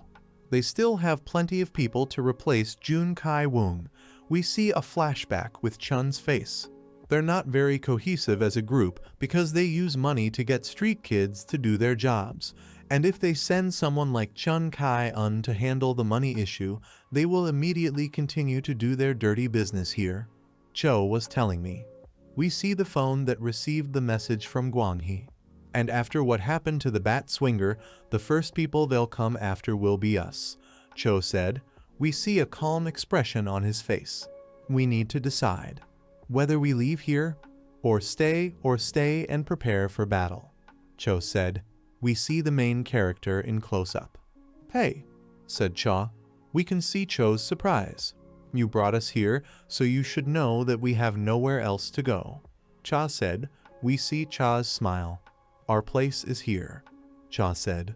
We see Jo Hangul's entire family. Hyung. Lim turned to Cho. I wanted to talk about something. And what is clearly not about the fact that you are leaving. Cho said.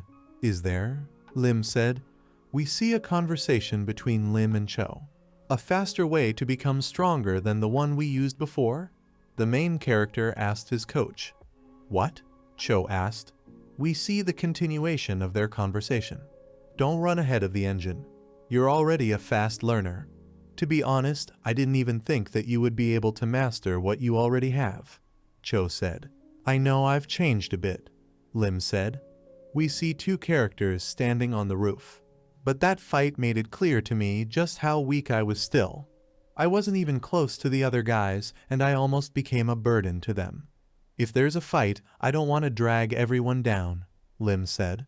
We see a flashback in which the main character recalls how he fought against the gang Gwanghee. And before Gwanghee returns, at least I won't be as strong as you.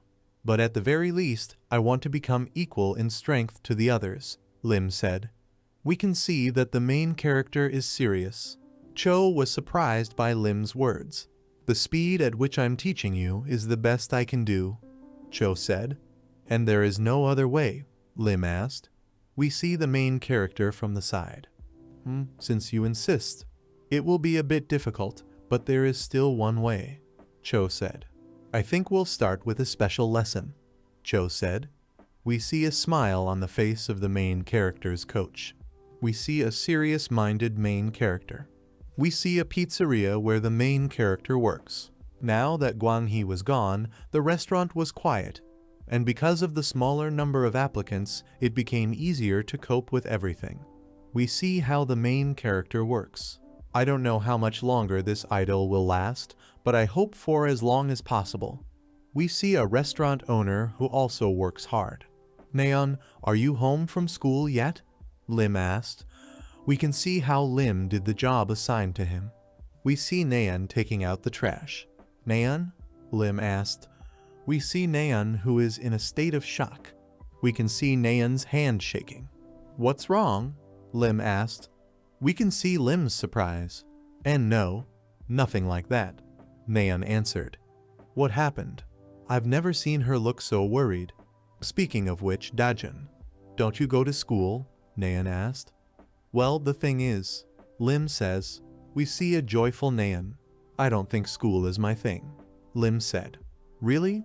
Then what do you do all the time? Naeon asked. I work here, clean my house. Work here, says Lim. So you're just working, Naeon answered.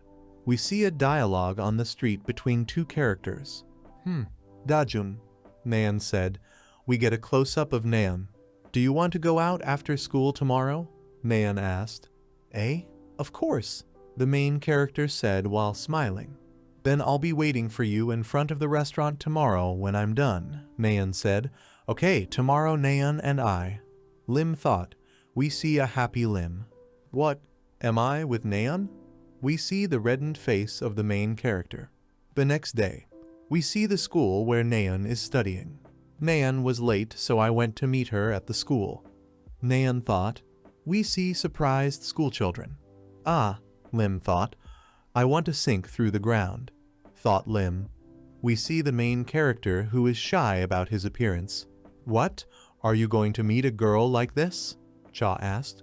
We see a flashback in which Cha helps Lim get ready to meet a girl. It's all Cha fucking's fault, Lim thought. Whatever, it's more important now. What do I do now? We see Lim looking at himself through the window of the car that's parked in the parking lot. Whether it's normal? Do I look good? Lim thinks. We see the main character's reflection in the car window. Haha. Schoolgirls were laughing. Lim covered his ears with his hands. I'm sure they're just thinking, this loser is trying to make himself look pretty, Lim thought. Here yesterday in a cafe, of course, achidili haha, one of the schoolgirls said. We see schoolchildren and teachers. After all this time, it's so unusual to be near a school. It would seem that until recently I myself also went to school in uniform. We see schoolchildren. But it feels like it was in another life, Lim thought. We see Lim watching the students from the side. Strange, Nayeon is taking a long time. We see Lim looking at the school grounds. Nayeon? Lim asked himself. We see that Nayeon is surrounded by some students. One of them held out a toy to Nayeon. I'll take care of you, Nayeon, the schoolboy said as he handed the toy to Nayeon. This guy, the main character thought. Hey, Dongha only treats you like this. Isn't he a great guy? Donghee's acquaintances were talking. We can see that Nayeon doesn't have a face from this gift. Naturally, she has a handsome boyfriend. Someone like me, even with all the effort, can't look like this. Lim thought as he watched Donghee and Nayeon interact. Don't throw the doll away this time, Nayeon, Dongha said. But why does she have that expression? Lim thought. We can see that Nayeon doesn't have a face. We see Nayeon drop the toy on the ground. How did you know I threw it away? Nayeon asked. At the same time, the girl shakes while talking to Dongha. You put a camera in there too, didn't you? Nayeon asked. We see a close-up of a toy that has a broken eye, and you can see that there is a camera inside. We can see Lim's surprise. Ha ha ha. Dongha was laughing. We see a frustrated Nayeon. Well, wow, we are observant, Dongha said. We see Dongha's angry expression. And when did you find out? They are not so easy to get. Such a good thing was ruined by haha, Dongha said. Well, since things turned out this way, Dongha said, we get a close-up of Nayeon, who is shaking all over and has no face at all. Come with me, beast, Dongha said. We see him reach out his hands to Nayeon. We see the movement of an object. What the hell is this guy? Dongha asks. Dongha looked at Lim. Look what the fucker's wearing, haha. And the way you slicked up your hair, it doesn't suit you, lol. It was Dongha who spoke. We see all the characters from the outside. Lim grabbed Dongha's arm. Hey there, Lim said. We see the aura that comes from Lim. Have you ever been beaten up by a loser? Lim said. We see Lim's serious expression. We can see the surprise on Donghee's face. What did that fool just say? Dongha said. Have you decided to build a hero out of yourself? What a joke. Comrade, Donghee said. We can see that the students had fun after the words of the main character.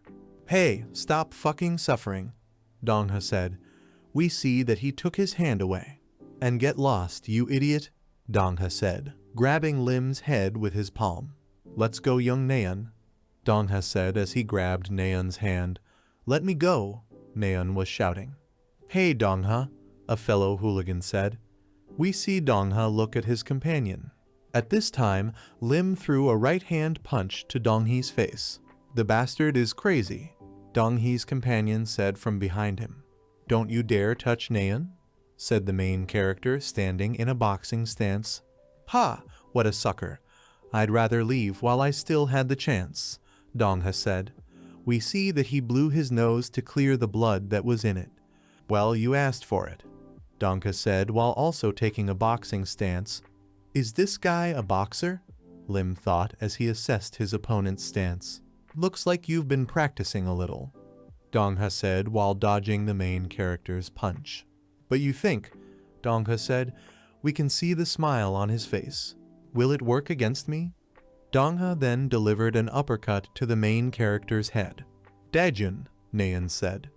We see that the kick hit the target and Lim fell to his knees. That asshole, Lim thought. Strong, Lim continued his thought. I feel bad for that brat, he just got into a fight with an ex-boxer. Comrade Donghi said. Who boxes like that anyway?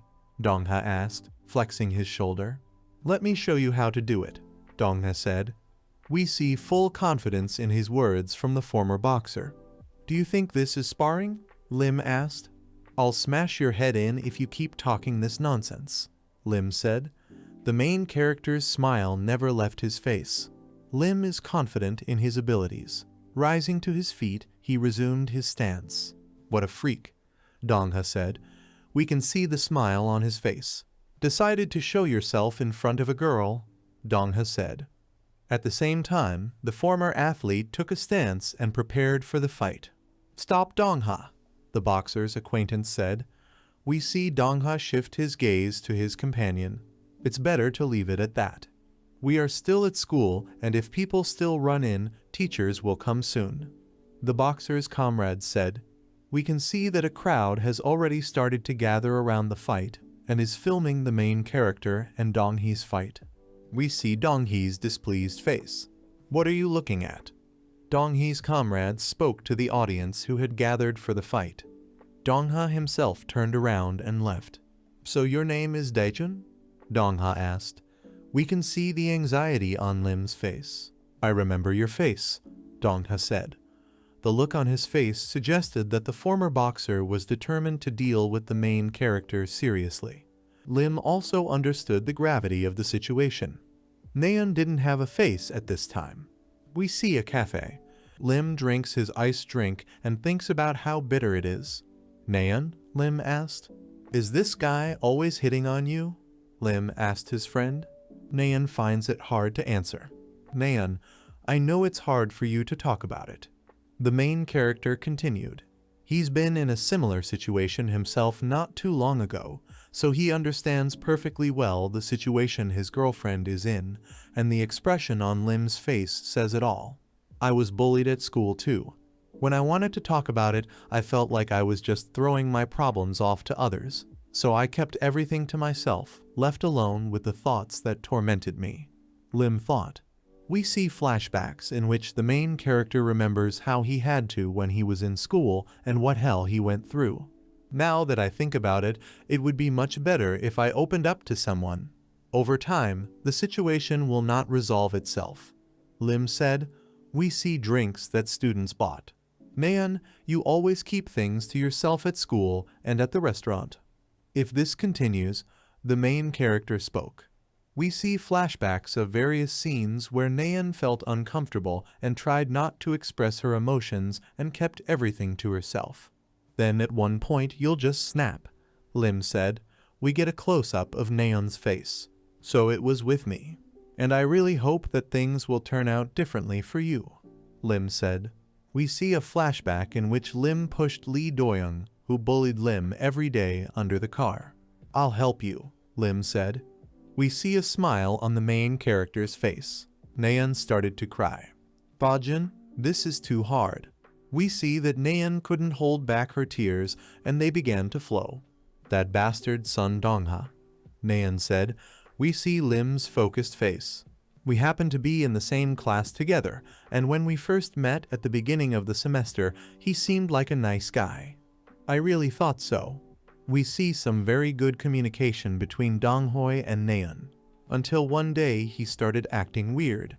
We see Donghee's hand reaching for Naeun's body. Oh, I'm sorry, Dongha said. We can see that such actions on Donghee's part caused Naeun to shake. Did I touch you? Dongha asked. At first, he did things that barely crossed the line, making up all the excuses for it. Naeun told me. We see Donghu having fun with what he's doing. After a while, when I finally realized that something was wrong. Nayeon told me. Sorry, Nayeon's classmate said. Wow, you jerk really did it, haha.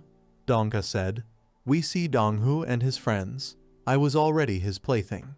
Nayeon continued her story. Can you prove that I made him do it? Yes, and Dongha spoke. We see Nayeon's confused face. What would you do even if I said something to him, huh? Dongha asked arrogantly. Every time Sung Dongha came to school, he tried to harass me. I wanted to ask for help, but... Nayeon continued her story. We see a teddy bear. Also here, we can see that Nayeon is completely downcast from the constant harassment from the former boxer. My father was already having a hard time with Gwang-hee. How could I tell him that his daughter was going through the same thing at school? Nayeon said. The tears didn't stop pouring down her cheeks. The main character was inspired by Nayeon's words. I didn't know anything. She always looked so cheerful, who would have thought that she went through this every day? Lim thought. We see that Lim and Nayeon said their goodbyes and went about their business after a coffee shop meeting. This bastard is a must. We see Lim's face that is full of hatred for Donghee. Hey, are you going to sing at all? Dongha spoke. We see karaoke. I asked. Are you going to sing? Dongha asked as he held the girl in his arms. Why are you so stuffy? Dongha asked. We can see that the girls who are around Dongha are not comfortable. Song Dongha. Please let me go, the girl said. Creature, don't spoil the atmosphere, Dongha said. We see that the girl is not at all pleasant to be in the company of a former boxer. Jai Young, said the guy who broke into karaoke. What are you doing, you scum? The guy who just barged in asked, and we can see that he swung his hand to hit Donghee. We can see that Dongha managed to land a preemptive punch on the guy's face. Are you completely out of your mind, silly? Dongha asked. At this time, the former boxer kicked the guy with his feet. Stop, please stop. The girl who didn't want to sing earlier said, and she grabbed Donghu's legs and started crying. Do you want me to stop beating up your boyfriend? Dongha asked while licking his lips. Then, sing, Dongha said.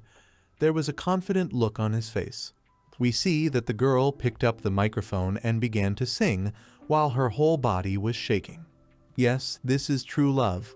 I started singing right away, lol. One of Donghee's friends said, I'm going to the toilet.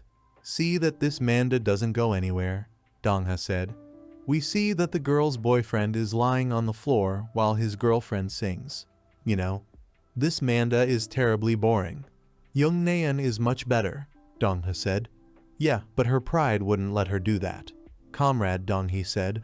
We see two friends heading to the bathroom. All of them have a board of directors. By the way, did you find out anything about this Dajin? Dongha asked his friend. Yeah, it turned out that he was expelled from Woojin High School. Torish, Donghee said. So he's a nobody? And Nayeon is rubbing up with a guy like that? Dongha asked. We see two characters from the back just before the stairs. But what do you want from him? Or are you just going to get even with the recent one? Comrade Donghee will ask. Really not catching up? I just saw it myself, Dongha said. Good girls will do anything to keep their boyfriend safe. I'll have to do the same with Nayeon, Dongha said. The two friends continued up the stairs. So that's why, Comrade Donghee said as he approached the toilet door. You said follow him. Comrade Donghee continued. We see that one of Donghee's friends is following Lim. Haha, we'll pay him a visit tomorrow and beat the jerk to a pulp, Dongha said. This one will draw Nayeon out instantly, Dongha continued. A smile spread across his face. There's no need for that, Lim said. We see the surprised faces of two friends. Lim hit Donghee's friend in the face with a fire extinguisher. Who the fuck are you? Dongha asked. We see Donghee's friend fall to the ground. What makes you think you should come for me first? Lim asked.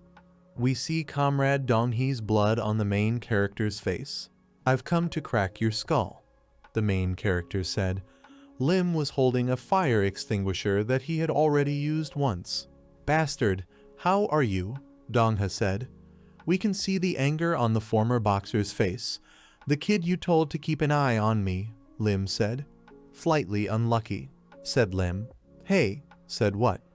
We see that Donghee's friend is following the main character with his phone in his hands. Who are you? Cho asked. We can see the fear on the face of the man who followed Lim. You didn't know he was following you? Cho asked Lim. We see that the man who followed Lim is lying on the ground with a crumpled face. And it's a good thing you came by yourself, dumbass, Dongha said. We can see that the former boxer has prepared for the fight. Don't have to look to tear you apart, Dongha said. We see that a high school student rushed to attack the main character who had a fire extinguisher in his hands. Because of that bastard, Lim thought. We see the animal grin on Lim's face. Naeun suffered all this time. The main character thought. We see flashbacks of Dongha bullying Naeun. And if anyone should snap, Lim thought. We see that he opened the latch on the fire extinguisher. Then that someone will be me, Lim thought. At this time, the main character blew out Donghu with a jet from a fire extinguisher. The thing? I can't see anything, Dongha said. We can see that it is located in the cloud that the fire extinguisher created. I have nothing left to lose. I've already fucked up my life, Lim thought.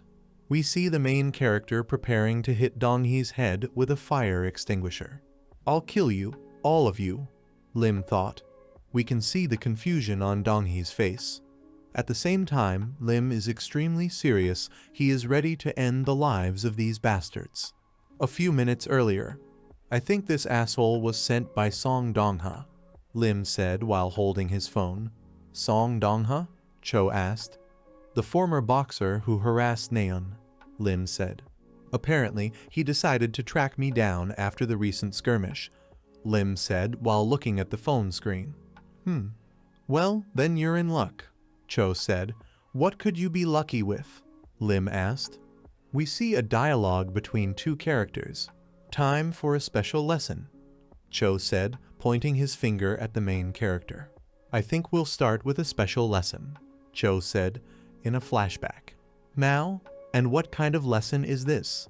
Lim asked. Everything is simple. In order to become stronger, you need, Cho said.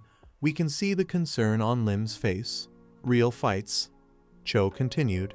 We're going back to the present, and Lim swung his sword to strike at Dongha. Get over that asshole, Cho said. And they put it on his ass, Cho said. We see that Dongha blocked the blow with the fire extinguisher with his own hands. We see that the consequences of the strike did not just pass. Dongha is holding his right hand. The bastard managed to defend himself even though I blocked his vision with fire extinguisher foam, Lim thought. I can't win a fair fight, Lim thought as he recalled his first fight with Dongha. And if I want to beat him up, I'll have to take advantage of him while he's confused, Lim thought as he carefully assessed Donghee's condition. To finish everything in one hit, Lim thought. We see that the main character is screaming and is about to hit Donghee's head with the fire extinguisher again. We can see that the fire extinguisher didn't hit Dongha. At this time, Lim was already swinging his fist to deliver a punch. We see that the main character's fist is rapidly approaching Donghee's face. Is missing, the main character thought. We can see that Dongha dived down. On the next page, we see a top view from which it becomes clear that the main character could not hit the former boxer. We see something approaching the main character's chin. On the next page, just like in the first fight with Dongha, Lim missed a powerful uppercut. Lim's head flew back from the impact.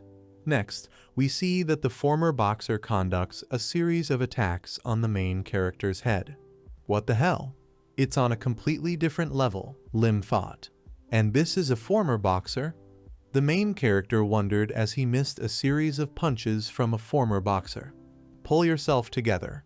You need to set a block, the main character thought. We can see the marks on Lim's face from Donghee's series of punches. Despite this, Lim is still holding his hands to his head and is going to continue the fight.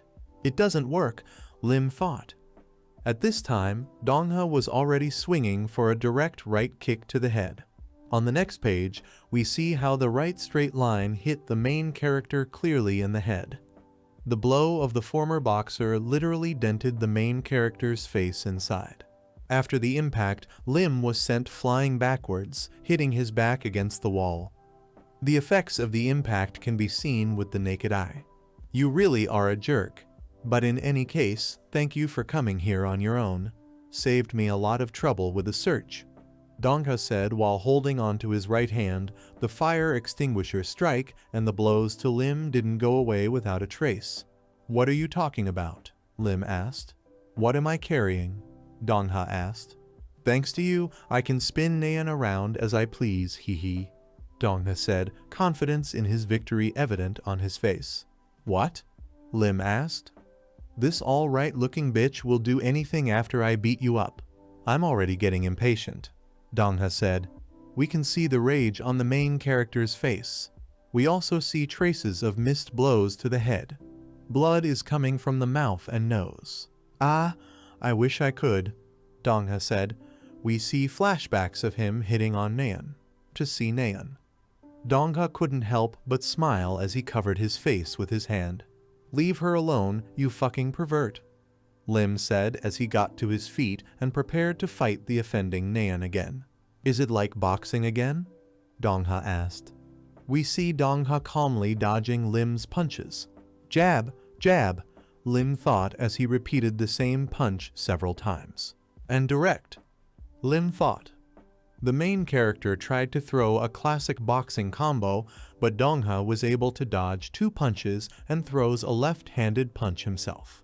We see a powerful left-handed punch directly to Lim's head. The head of the main character of the word flew back. I can't. Hit it, Lim thought. We can see that the consequences of the last strike have begun to manifest themselves. The main character can barely stand on his feet. Nasty stuff. Why doesn't it work? Why? Lim wondered. We can see the confusion on the main character's face, as well as traces of previous missed shots. I want to tear up these scum just like them. But why can't I do a damn thing? Lim thought. We see flashbacks where friends of the main character, using different techniques, confidently defeat their opponents. Okay, with my capabilities, I don't have a chance. Lim got to his feet and resumed his boxing stance. We see that Dongha is about to strike again. I'll stop trying, Lim thought. The main character took the hand of the door. I'll stop fighting him with boxing, Lim thought. At this time, the main character hit Donghi hard with the door. It won't help me anyway, Lim thought. We see Dongha grabbing his right arm, which was previously injured. The former boxer clearly did not expect such an action from Lim. From now on, I'll do everything my own way, Lim thought. We see that the main character is trying to break the distance with Dongha in order to switch to close combat. On the next page, we see again that Lim misses a left straight punch to the head. The main character's head is again thrown back by the force of the blow. Lim has a surprisingly strong chin. Once, Lim thought. Despite the huge number of missed punches, Lim continued to move forward. We can see that the main character's hand has almost reached Donghi's clothes. Just once, Lim thought. Dongha took a step back and swung his left hand at Lim's head again. The main character's concrete head continues to take heavy blows. I can do it if I put up with it, Lim thought. We see Dongha continue to hit Lim's face with his left hand, and the main character's blood is flying in all directions. Both characters were exhausted, and the distance between them still remained. The main character did not manage to approach the melee distance. Don't you get it yet? You're not even up to the level of a punching bag, Dongha said. We can see the sweat on his face. He is visibly tired from the fight with the main character. If I wanted to, you'd be dead by now. Dongha didn't have time to finish. Stop lying, Lim said. You don't have to try, Lim said. We can see that both characters are pretty exhausted from the fight. Your right hand is a mess, Lim said. We get a close-up of Donghi's right hand. She had indeed sustained substantial damage. After you hit the door, you didn't use it again, Lim said. We see flashbacks in which we focus on the fact that Dong-ha injured his right arm and did not use it again in battle. The freak did notice, Dong-ha thought. The ex-boxer's face immediately registered anger. Damn. If I were in my usual form, I would have no trouble wiping out this loser. Trying to knock him out, I hurt my right arm too badly. We see flashbacks in which Dong-ha hits the main character directly on the head with a straight hand, and the latter, surprisingly for a former boxer, was able to withstand all direct hits. So what? So what? Dong-ha said. We see that the former boxer has started his offensive. You couldn't even touch me all this time, Dong-ha said. At this time, the former boxer was throwing a series of punches with his left hand. Lim locked his hands in front of him to protect himself from the boxer's attacks. We can see that despite the defense, Lim still takes significant damage from Dong-hee's punches. At the same time, Lim was getting closer and closer to Dong-hee, getting punched in the face. What is it that keeps getting closer under all these blows? Dong-ha wondered. The thing takes advantage of the fact that I can't hit with my damaged arm. Dong-ha thought. We can see that the series of punches didn't bring much result. Lim continues to approach the former boxer. Think, I'll let you do whatever you want? Dong-ha thought. At this time, the former boxer struck with his right hand. The punch hit home. We can see that Dong-ha felt the impact of the punch that he threw a moment ago. You need to be patient. If I can just get within the right distance of him once, Lim thought. We see that the main character has already received significant damage. It will be useful for him to be able to take a huge amount of damage. Then I can use what Hangul taught me, the main character thought. We see Lim's hand reach out to Dong-hee. We can see the former boxer's nervousness. Dastard, Dong-ha said. Lim finally managed to get close to Dong-hee and grab him. Wait, what am I supposed to do? Can you show me some new boxing moves or techniques? Lim asked his coach. Even if I show it, it won't help you against a former boxer, Joe Hangul said. Then why did you tell me to get into a real fight? Lim said. Did I tell you to win? Losing is also useful, Cho said. We see a continuation of the dialogue between the two characters. Can't. I have to beat this scumbag, the main character said. Cho realized that the main character was as serious as possible. Eh? Are you absolutely sure he's a former boxer? Cho asked. We see Coach Lima grab the back of his head. Then remember this, Cho said. He held up a finger. When you get a chance to approach, grab him. Technically, it's called a cly, but never mind, you don't really need to know. Cho continued his story. Hey, let me go, Dong-ha said. If you do it right, he won't be able to hit you. Cho continued. We see that the main character has blocked Dong-hee's hands. Did you do all this for a clinch? As soon as you let go, I'll... yelled Dong-ha. We see Lim trying to grab Dong-ha by the neck. Then grab the back of his head. Cho continued his instructions. We see Lim grab the back of Dong-ha's head with both hands. A clinch? Asked Lim. We can see the confusion on Dong-hee's face. What is this thing anyway? Dong-ha asked. We see that Lim hit the solar plexus area with his knee. Hit him with a knee kick. I finished my Cho instruction. We can see that the strike caused significant problems for Dong-hee. It doesn't matter where you hit it. The main thing is to continue, Cho said. We see Lim hit Dong-hee's torso again. Such blows cause extremely painful feelings. Until you knock him out, finished Cho. Just keep hitting, Cho said. We are shown that a series of knee strikes on the torso brought some results. Dong-hee had 2 cracked ribs. The very expression on the former boxer's face showed that he was having a hard time. No wonder he had such a reaction, because there are no knee strikes in boxing, and the fight with Lim was the first time he felt such pain. This is dangerous. Am I going to lose? Dong-ha asked himself. We can see that the missed shots make him think about losing. Damn this jerk, Dong-ha thought.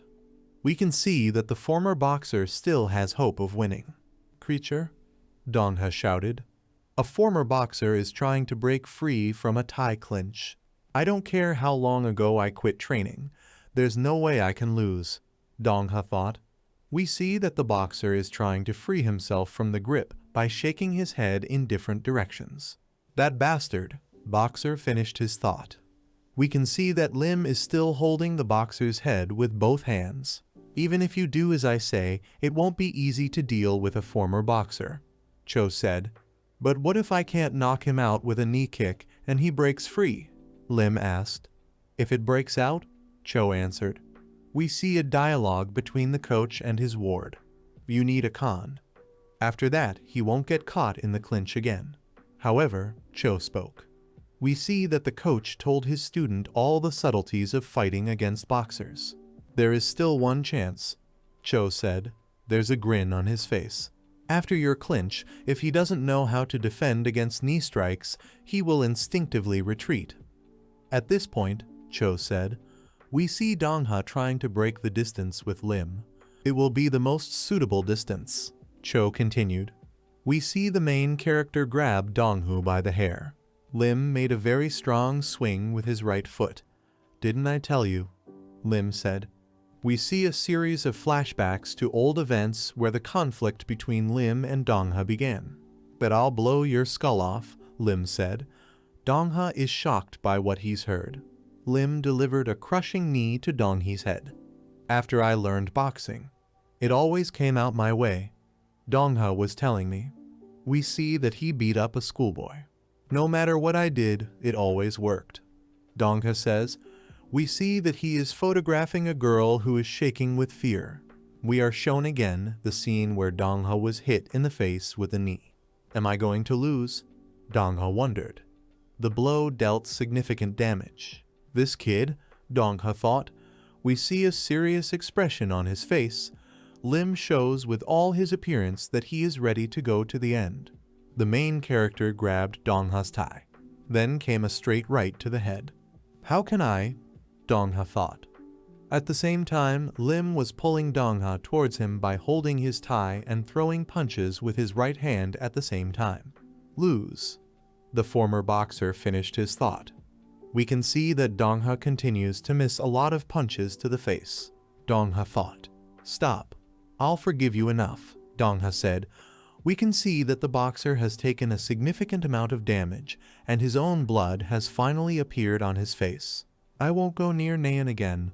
Just let me go today, Dong-ha said. We see Dong-ha sit down on the floor and Lim is leaning over him, holding the schoolboy's tie with his left hand. You think, said Lim. I'll buy it, Lim shouted. Lim punched the ex-boxer in the face, his fist smashing the ex-boxer's face inwards. Doomsday, Lim was speaking.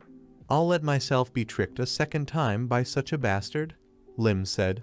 We see a flashback from Lim's first fight with one of Lee Do-yoon's gang.